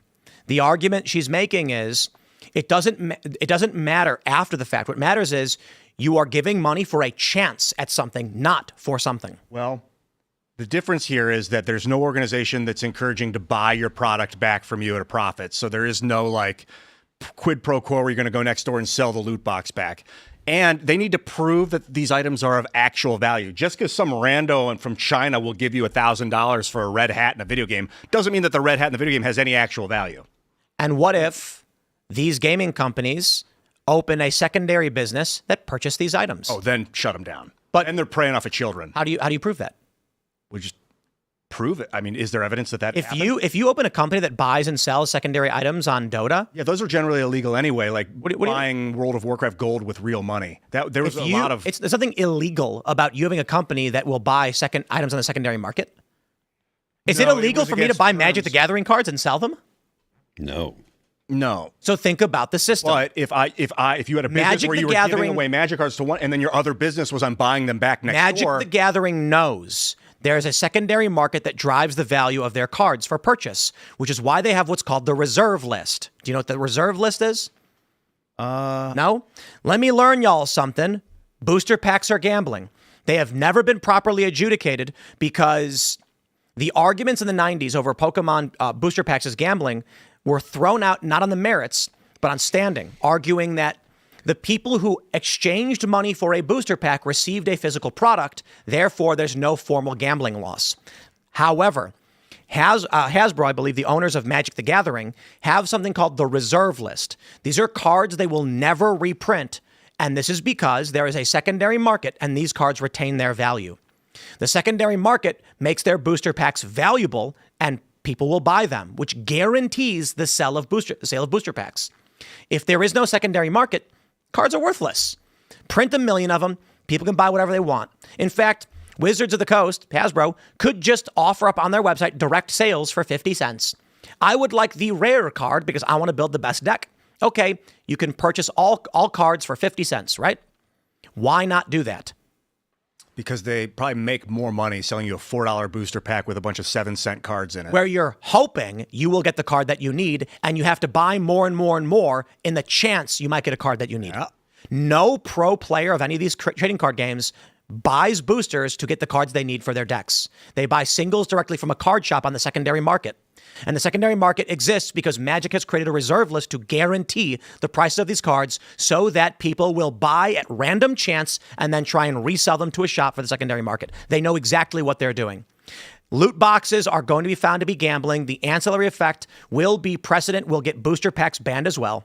And I think this is largely because casinos want to control all wagering. That'd be like banning baseball cards. Agreed. I don't think you can ban baseball cards. The difference with baseball cards, its secondary market is limited because there's no function to the baseball cards. They're a collector's item for being collector's items.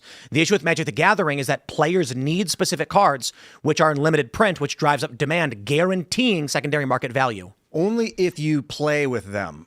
And because standard play requires you to use the best cards, and they limit the production of the best cards, meaning everybody knows this about Magic. I can't speak for Pokemon or other card games. The new deck comes out for standard and you want to win, $600 on the spot to buy all the cards you need. If you don't have $600, congratulations, you are not winning tournaments. Mm-hmm. Now, how do you get those cards? Well, it's $600 for direct purchase. You're not going to spend $1,000 on random chance packs. So there are people who will buy boxes of boosters the moment they come out, crack them all open, hoping that they will get a slightly EV plus on their return.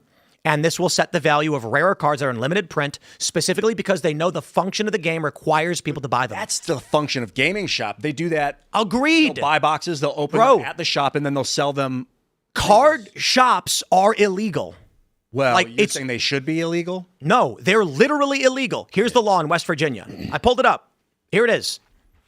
West Virginia, 6110-4. If any person bet or play at any such gaming table, bank, or device as is mentioned in the first section, or if at any hotel, tavern, or other public place or place of public resort, he play any game except bowls, chess, or backgammon, drafts, or a licensed game, or bet on the sides of those who play at any game, whether the game be permitted or licensed or not, shall be guilty of a misdemeanor and upon conviction shall be fined not less than $5 or more, $100, blah, blah, blah. The point is, there is no formal licensing of TCGs in West Virginia. Games that are licensed are games like 3-card poker at a casino, and the casino gets a license to play via Shuffle Master or otherwise. Pokemon, Magic, Yu-Gi-Oh!, Lorcana, these other games, they are not licensed games. The law predates the existence of these games. I do not think they should be illegal, but the point is this. If they go for loot boxes, which they are going to attack this whole space. And I think it's fair to say, let me put it like this. I'm going to ask you guys a question in the comments. Tell me if I'm wrong. If there was a vending machine and you could walk up to it and it said, buy a Pokemon mystery box for $20. In it, you will find a card potentially worth $10 or up to $200. You don't know what that card is going to be. Is that gambling? Yeah. Here you go. I have one right here. This box from a vending machine at Apple Valley Mall. I don't remember what the exact price was. It might have been $20 or $30. And it says on the back, one graded Pokemon card valued between $10 and $200. Who will you discover? Disclaimer. Mystery pack contents vary. Each pack contains one graded Pokemon card. No player who needs to get the Pokemon cards for their deck is buying these for the card they need for their deck. People are buying these in hopes that your $30 purchase will net you a $200 value. And in fact, the card that I got is only worth $7. What card is it? It's Ultra Necrozma GX. It sort of sounds like old video arcades where you'd win tickets, and then the tickets aren't worth anything, but you could trade them for something. It came in that box, and it came in the plastic piece the plastic protector when you bought it. Yeah. I mean, that right there shows that the value of the rare card or what have you is exactly. the point. They are not supposed to put a dollar value on that. You're not cracking this open to put in a deck. Yeah. You are not trying to get a random card to play in a deck. It's not the purpose of it. The collector value is the purpose. And they sell this. Guys, I'm sorry. This is gambling. Like, there's no skill involved. It is strictly a purchase, a money wagered for a chance to get a high value prize. It literally says between $10 and $200 on the back. Children go to the mall at Apple Valley and they gamble on this stuff. Booster packs is gambling. Wagering money to play a card game is gambling. All of it is gambling under the law. They've just operated under a gray area. Here's my point. Letitia James is going for these loot boxes. Washington State is going for these loot boxes. And I guess Washington is going after Kalshi as well. The reason why is because casinos are buying out land everywhere. Miriam Adelson, one of Trump's largest donors, has been trying to get a Sands company casino, I believe it's Sands, in Texas. I don't remember what she owns, Venetian or something. And Texas has been blocking her. Now, the Lodge Card Club got shut down, and the conspiracy theory from a lot of people, I'm not saying I believe it because I like Ken Paxton. So the TABC shuts down the Lodge. Ken Paxton then a week later flies to meet with Trump. And now the reporting is that Trump may endorse Ken Paxton. The conspiracy theory among poker players in Texas is that Miriam Adelson went to Trump and said, get me my casinos in Texas. Trump said, Ken Paxton is a friend. He'll do me a favor. Ken Paxton goes to meet with Trump, and Trump says, shut down these card rooms and get these casinos in. Because when the casinos come, and they are coming, these card rooms are competitors, and we don't want it. That's the conspiracy that I don't know necessarily is true. But after the Lodge got shut down, which is the largest card club in the world, the speculation right away was that Ken Paxton was meeting with Trump, needed the endorsement, and said, what do you want from me? And Trump said Miriam Adelson wants casinos in Texas and wants these card rooms out of the picture so that gaming is controlled by them. Loot boxes from Letitia James, exact same play. Again, I'm not saying I know it's true, but I don't think it's a coincidence that they're trying to list things as gambling, which would put them solely under the control of the casinos. Imagine this: you want a loot box for Dota? You gotta go through Caesars first. How do you get your new random chance skins? Valve signs a license deal with Rivers Casino and then says the Rivers logo appears and 10% of all of the loot box spins go to Rivers because they own the permits. I'm not saying I know what's going to happen, but it's not a coincidence that all of these states are now filing these gambling charges against a bunch of players at the same time. Casinos are popping up everywhere. And within 2.5 hours driving of right here, there are 9 casinos. That's incredible. It is coming. It is taking over. And Gen Z are gamblers like crazy. Sports betting, online apps, live streaming. This is the play they are making, and they will own it all. Every sports podcast I listen to is sponsored by a gambling company of some sort. Here we go. Yeah, it's going to happen. Yeah, I mean, I don't know how this is a positive thing for society. I don't think that people should be prevented from gambling and stuff, but the idea that just because you're buying well, it's really a perversion of what was initially intended to be fun for games, right? Like Magic the Gathering and collectible card games. It was supposed to be fun. It was supposed to be kids playing. No. The first trading card game was gambling. Magic the Gathering was the first trading card game ever. Yeah. And the first edition included ante, where you had to actually wager a card of value to play the game, and the winner took the card of value. It was gambling outright. But it was so they were forced to remove ante from the game because they were being threatened with illegal gambling. Wasn't it still geared at kids though? No. No? No. It was geared to young adults. It was Richard Garfield was trying to make a board game that was targeting young adults, largely based on like the D&D fandom and things of that nature. But they couldn't afford a full board. They wanted a board with cards. So they said, just do the cards. And it was the first trading card game ever made and explicitly included a gambling element. There are even cards that allow you to swap your ante mid-game, which was a crazy trick. You'd be like, I'm going to ante up a very rare card, a Mox, and they'd put up a Mox. Then mid-game, you draw a card and says, I'm swapping the ante out for this dummy card. And they'd be like, you son of a... And now even if they win, they get junk. But if you win, you get their rare expensive card, which at the time was still only $10 or whatever. They had to get rid of that element. Well, you can play in the Coliseum, but it's our Coliseum. Indeed. And that's what's happening right now. So I've gone to war with a bunch of 14-year-olds by claiming that Pokemon is gambling. It's not that I actually believe Pokemon is gambling, but it's that under the law, Pokemon is gambling. It just operates in a gray area. To determine whether or not something is gambling is something called a predominant factor test in most states. This has never been applied to loot boxes, nor Pokemon Magic Lorcana, or any other card game. It has never been tested. I believe with the expansion of these casinos, card rooms are going to start asking the question, if we own the rights to all card games where in a tournament you make a wager of cash, why don't we own this? Mm-hmm. So what's going to get weird is that The first question I have for everybody who doubts this is, do you think the multi-billion-dollar multinational corporations being told they can win this court case, would they give up a multi-billion-dollar card industry like Pokemon if they could lay claim to it? The other question is, if, according to the law, any game, West Virginia says you can't even play a game. Doesn't even say wager on. It says bet or play. In Texas, it says wager money on a game of chance for a chance to win prizes. Do you believe that the casinos will not try and get the predominant factor test placed on these games? I believe the answer is absolutely they will. What's going to happen is they are going to make the argument, these children have a card game. They are putting money forward, playing a card game of chance. They've not determined how much chance. It's just chance to win cash prizes. We have the exclusive permit in this state for that function.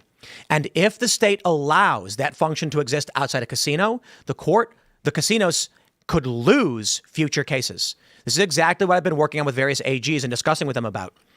If Pokemon Yu-Gi-Oh! Magic allow tournaments where children will put money up front, play a card game, and then win cash, this is threatening the exclusivity that casinos have over other card games like Hold'em, Pot Limit Omaha, etc. The casinos absolutely will try to take this or at least get it banned. I wonder how long that is before that happens in professional sports, because you even watch a baseball game now and they're giving you betting lines and things throughout an entire game. Yeah, but hold on. The casinos already own it. If you want to make a sports bet, it's either through their casino app or in a casino. They don't allow a random person to open a sports book down the street. Would a casino allow a guy to open a cafe that allows sports betting? Absolutely not. So the question then is, so the thing is, when card games started expanding across the country, casinos were not anywhere. They were on reservations and in Vegas and Atlantic City. Now that states are saying you can open a casino in the city and state proper, regulated by the state, are they going to just say you can wager on card games, any card game outside of our facility? No. And the big issue for me is the reason why this is going to happen. Again, loot boxes being a big play on this one. They're going to remove it. They're going to lose. I guarantee it. And then the thing about card games is the reason I think the casinos will make this play is because of a card game called Balatro. Do you guys know what that is? I have it. And how would you describe it? It's like, well, it's 52 card poker, but it's not poker, but you want to make poker hands with your hand of 12 or 10 and you get rares and wilds that can change the So there are some cards and then poker cards. They've combined the two. Jokers give you all sorts of random abilities. Is it chance or skill? Both. It's a poker variant. It is a poker variant that uses extra cards. That is regulated by casinos. Why are you allowed to play it outside of a casino? That game particularly, because it's single player. There's no money being traded. There's multiplayer. There's tournaments. I've never played a multiplayer version of it. Well, then maybe there's not, but there's tournaments. So however they play. But again, the restrictions on Balatro are specifically because they try to avoid falling into gambling territory. The question then is, if the predominant factor test needs to be applied to the existing popular card games like Pokemon, has never been done. The argument by Pokemon fans is that it is a skill game, not a chance game. And because it is a skill game, it is not gambling.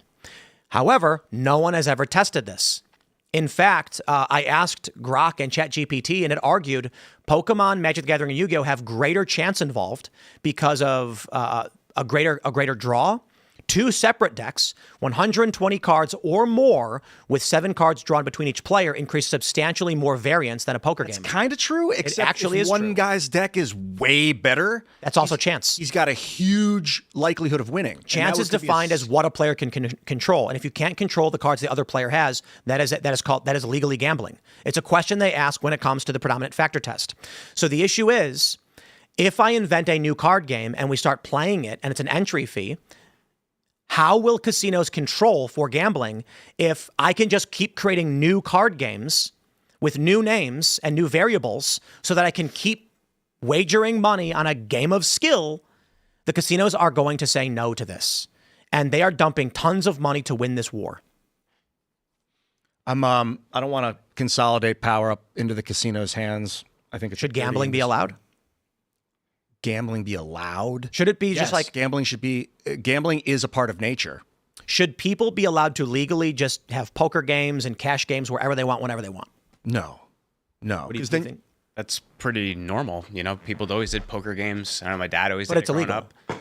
Sure, but they go to a Lions club or something. They play poker at the beefsteak or whatever. It's Indeed. pretty culturally normal. But I'm saying, should it be legalized? And if you think it's culturally normal and everyone does it, should we just say down with the laws? Casinos should not have exclusivity on this. The problem is children getting wrapped into gambling and pressing a button just for waiting until they get their dopamine fix is like That's what this lawsuit's about. But they're gonna have to prove the thing about the their loot social boxes. media from that too. Yeah, really. You could regulate social media more for that too, because you pull down your Twitter feed, it's just like But gambling. you're not spending money for that, and you're not winning cash prizes. Sure. So I think I think a nuclear bomb is about to drop. I think the closure of the lodge in Texas has just set a bunch of high net worth people on edge. And as soon as this goes into courts, it's going to spark off a tinderbox involving video games like Dota, games like Pokemon, and the mass expansion of casinos across the country. And it's going to get real crazy real quick. They've been going hard on loot boxes for a little while. Yeah, Belgium, they banned them. Really? When you spend money on a video game to get jewels that you can spend to get cosmetic gear, okay, whatever. If you can sell that cosmetic gear in game for money, And also well, now we're remember, talking. a Bro, lot it's of all times gambling. It's not. A lot of times it's not just cosmetic gear. It's gear. It's like pay to win. Well, so let me. I have a mobile game. Battlefront 2 was like that. I have a mobile game on my phone that has tournaments with cash prizes. In order to build the best setup, they're basically decks, but it's not a card game. You get cards, and cards give you a strong team. It's like an RPG kind of. You have little guys that battle other little guys.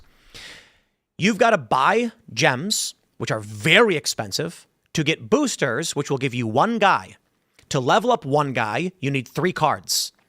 There's like 60 different guys, so the chance of getting that guy are extremely difficult, and it's a ridiculously and psychotically expensive game to get to the highest bracket and actually win tournaments. It's just gambling. And then you can win money. Yep, the tournaments have cash prizes. Yep. I never play any of that stuff. I just literally have little dudes fight each other, and I don't really play that often. That is like aiming gambling at children. That's a problem. Yep. So anyway, the point of back to the card games, what's coming after the loot boxes is they're probably going. So here's why I think they're going to win. With the Pokemon booster pack thing in the 90s, the courts argued the individuals. Actually, this article talks about it. They say in the 90s and 2000s, many plaintiffs sued trading card manufacturers under RICO laws. All of the cases were dismissed for lack of standing because the plaintiffs could not prove an injury. They had received the benefit of the bargain. By receiving physical cards in exchange for the money they paid, they did not suffer a gambling loss. These cases did not rule on the merits of whether trading card packs fall into the definition of gambling, so it's not been adjudicated. However, Letitia James, as a representative of state law and criminality, is arguing that they are violating state law or facilitating the violation of criminal law. Thus, she has standing to sue. They're going to win. I don't know. Opening the packs isn't gambling, in my opinion. But buying a pack to use in a competition that you can win money for is. Buying a pack is gambling because you're getting random cards of various value. It's been like that since baseball cards in the 50s. Baseball cards don't have a secondary market function. They're collectibles. They do have a secondary market function. You can sell. No. They don't. Game with them. You can't play no game. Exactly. There's no function. I said secondary market function.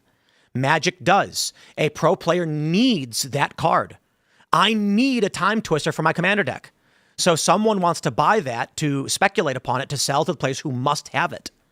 So when I want to build a new deck, I need these cards. I go to a shop and say, I want to buy singles. I don't buy booster packs. He then says $10, $20, $30. That's based on the scarcity that was manufactured by the card company. So there are people when the Avatar, Final Fantasy, great example. The collector's boosters, they are specifically ultra rare versions. And if you want the serialized ultra rare chocobos, I've got a blue neon chocobo behind me.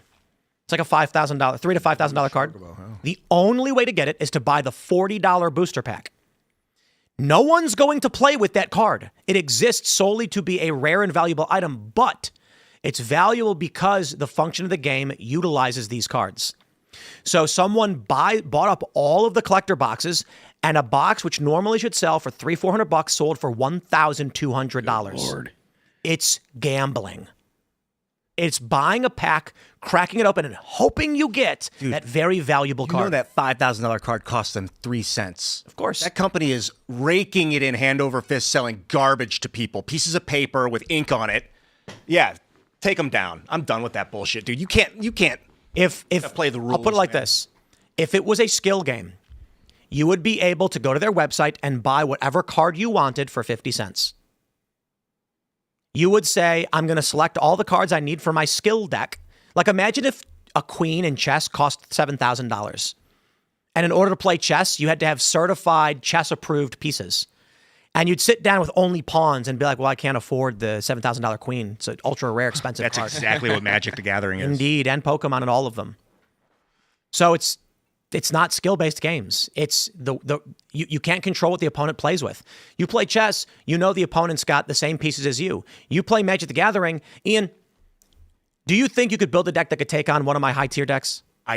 Not without $8,000 or $6,000. My $20,000 Magic the Gathering deck with Time Twister in it. Super tough, dude. It would be really expensive. Just because I have the money to buy the ultra rare cards that exist, and they're rare because Magic has a reserved list. They intentionally control the prices so that people buy the booster packs hoping to get high value cards to sell after the fact. Gambling. And so if they got rid of booster packs completely and they only sold singles, they could still make rare singles that you would have to spend $80 on to win a tournament. It still feels like No. What do you mean? pay to win, though. It wouldn't be gambling Indeed. as much. Imagine if on the website rares were $10, uncommons were $3, and commons were $1.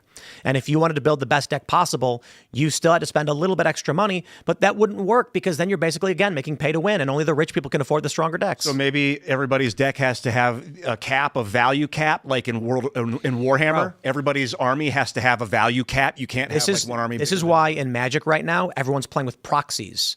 For those who don't know what that means, it means they take a random, they'll print a card out.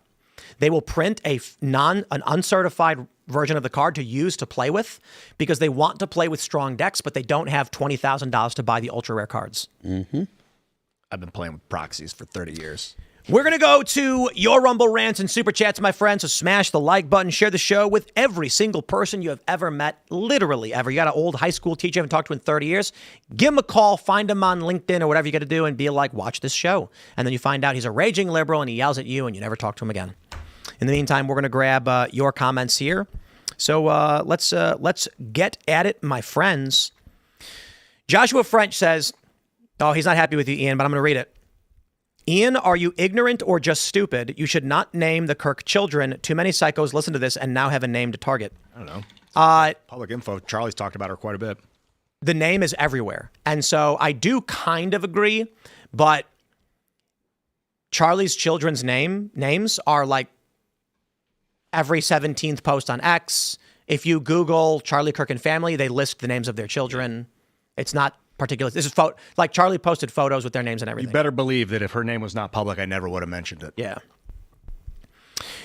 Fiacono says, Tim, if the bullet is too deformed from impact, they would be unable to match it to any gun. It doesn't mean it's not from the same gun.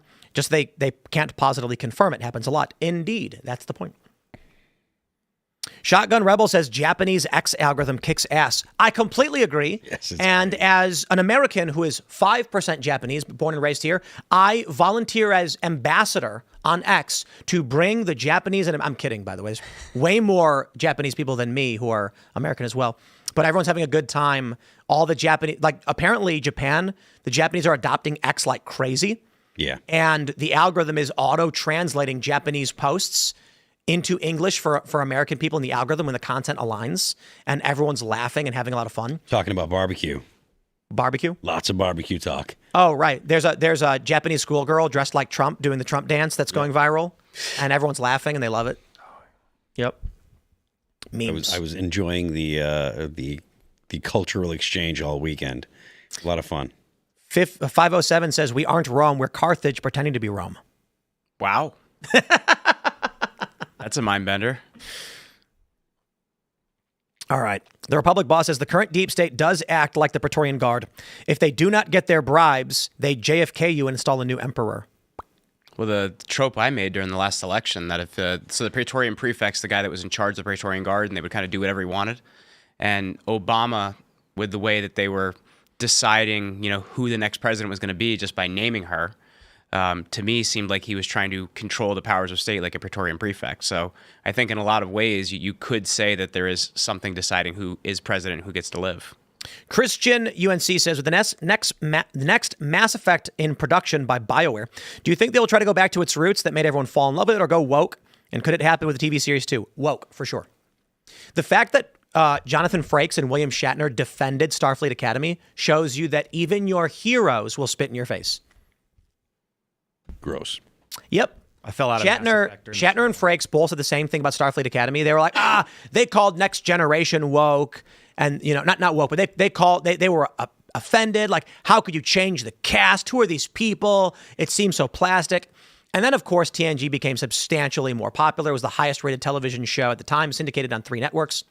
Starfleet Academy makes a mockery of it all. It does not present social issues the way Next Generation or the original series did. It makes them a joke and insults them and insults the art, the stories, the character, the lore. It ruins everything. If Frakes and Shatner could not stand up for this, and they can't because they're attached to it, then what hope does Mass Effect have? They're going to wear your culture like a skin suit. And then they're going to pull their pants down and take a dump on the floor. I mean, the argument that they're not going to, like, the evidence is basically the past 10 years, right? Like, every property has had, woke basically touch it and ruin it. Whether it be Star Wars, the Marvel stuff was good for a few years, and then it became ruined Star Wars. Yeah, they ruined it. There's only a handful of good Star Wars properties that were or storylines that came out in the past. That Acolyte one the reviews were horrible. Awful. Lesbian space witches created the Force. The Obi-Wan Kenobi was terrible. It's absolutely horrible. And they had actually the guy that played Obi-Wan Kenobi, they had I forget what his name is off the top of my head. Ewan McGregor. Yeah, Ewan McGregor was in the series. They actually had Darth Vader in it. They had Anakin Skywalker. If Hayden they Christensen, it was still terrible. If they created a new Star Trek on the new Enterprise with a new cast that were relatively reasonable, pragmatic individuals, it was following. Maybe you can do 80 years after the Dominion War. You could do such incredible things with that storyline. The story was opened up so massively after Deep Space Nine, and they burned it all to the ground because I think it's largely our fault because we need to step up more and take command of these things. But the truth is, the woke, psychopath, cultists, whatever, infiltrated intentionally to destroy these cultural icons. Yeah. So I would love to write a Star Trek series that is maybe 80 years after the Next Generation. And the Alpha Quadrant is largely united under a loose federation. The Federation has an active alliance, the Klingons, the Romulans, the Cardassians, and they are now advancing technology into the Gamma and Delta and other quadrants of the galaxy, which introduces old foes and new foes. But you could see the advancement from the original series to the Next Generation, Voyager and Deep Space Nine into the next era. Instead, they just keep prequel, and then weird woke garbage, and then we're 1,000 years in the future, and everyone's gay or something. Not interested. What if they call it the Defederation? Okay, let's read this. We got this from Try Jim. He says, I think Candace Owens is attacking Erica Kirk because Erica is a good person. If the crucifixion happened today, Candace would be criticizing the Virgin Mary on how she reacted to her son's death. Whoa. Yikes. I don't know if it's that, though. I think it's more that she gets clicks, she gets visibility, and that's what she's looking for. Same old man says, by that logic, going on blind dates are gambling. You still pay for the date, but don't know if you're getting anything good. Well, the argument there is you're basically saying that the sex is a monetary value.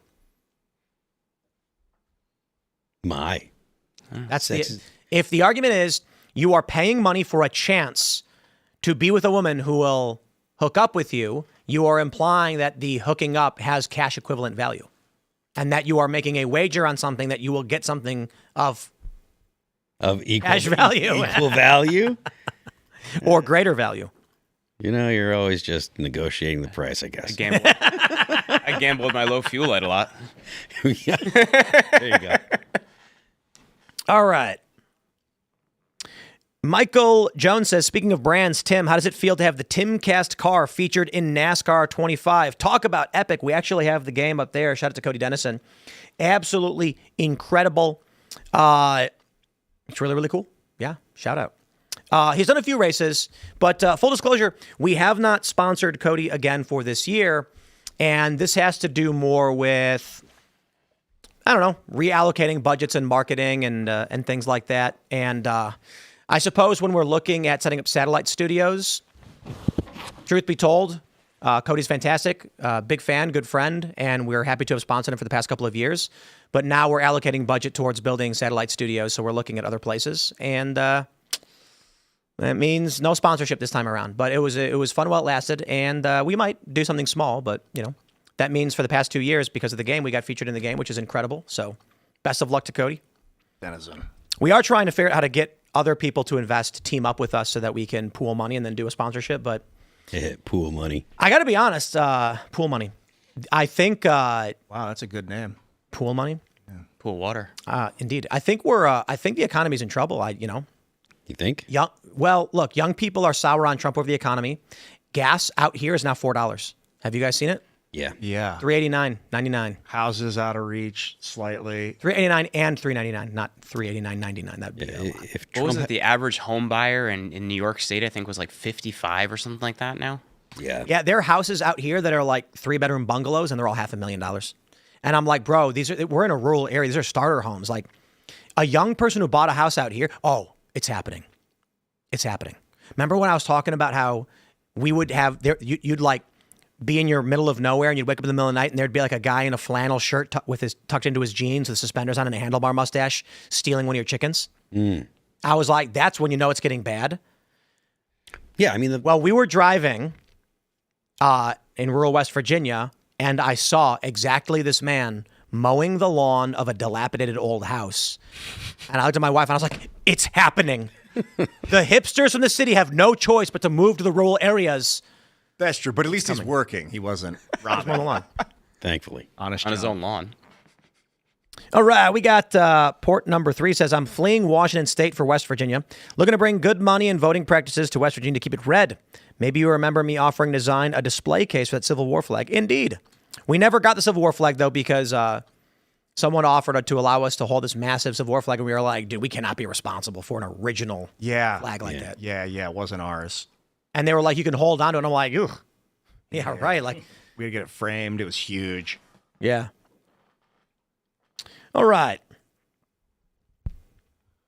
Let's, we got a bunch of big super chats here. Kevin Hunt says, so you're saying if Jack Rubenstein didn't get Lee Harvey Oswald, you would want Oswald guilty no matter what?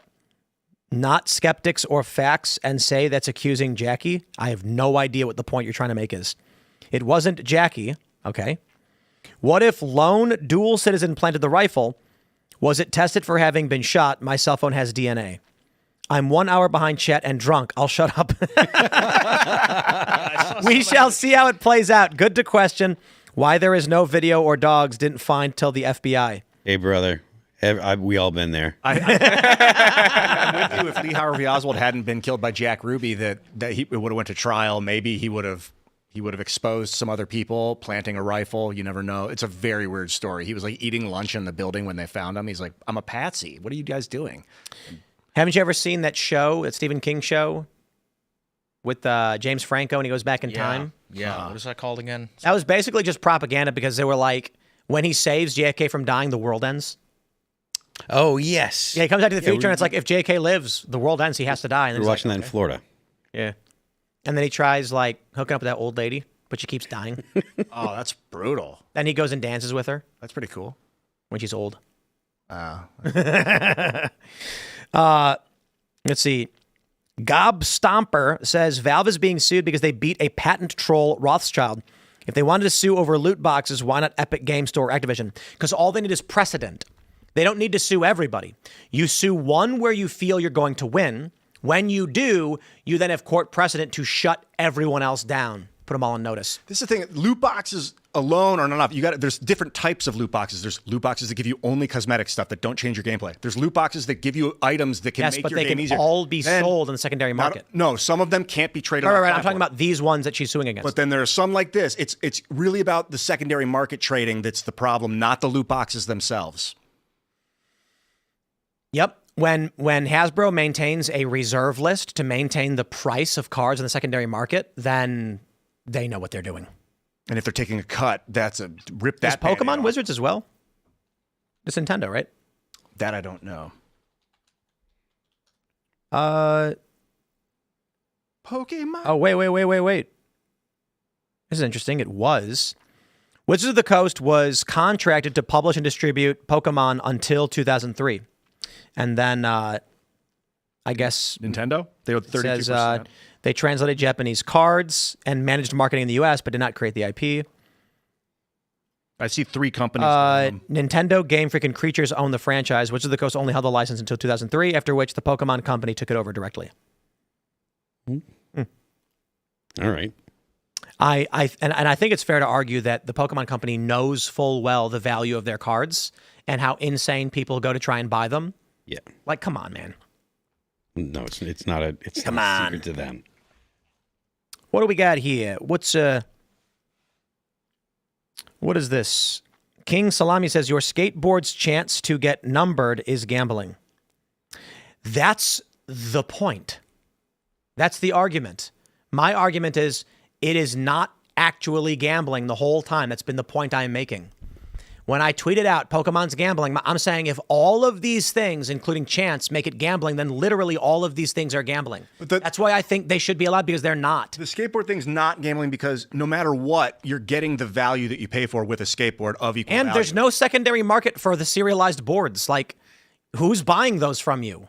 It's just for you. Is there someone out there that's like, the Timcast limited edition #1 board is worth $1 million? No. Oh, but even if there's a secondary market, it's not a gamble because you're still getting the value you pay for. You're not. There's not a chance you're going to get less. That was the argument made on booster packs that we read. But those cards are worth 6 cents each, so they're not. That's the rebuttal to that would be not every booster pack gives you $4.50. Oh, that's a fair point. Yeah, with the skateboards, you're guaranteed a skateboard at the value of a skateboard. 5 of them are limited edition gold. There's no secondary market to sell those skateboards on. There's no demand for those skateboards as value. It's just a special version you might get. All of the boards are basically designed as art pieces, with some being slightly better than others. But each and every one of them is valued at the exact same price. Unless there's a secondary market where someone determines that those 1 of 5s are worth so much more money, which doesn't exist and there's no demand for, then no matter what, you are getting a skateboard that is valued as a skateboard. The thing that Ian's pointing out, which is interesting, is that when you spend $5 on a booster pack, you get cards that are worth 0. You could open that pack and get cards that are worth 0. And you're just like, it's literally thrown in the garbage. 5 cents or less. Literally. I mean, they're all worth 0.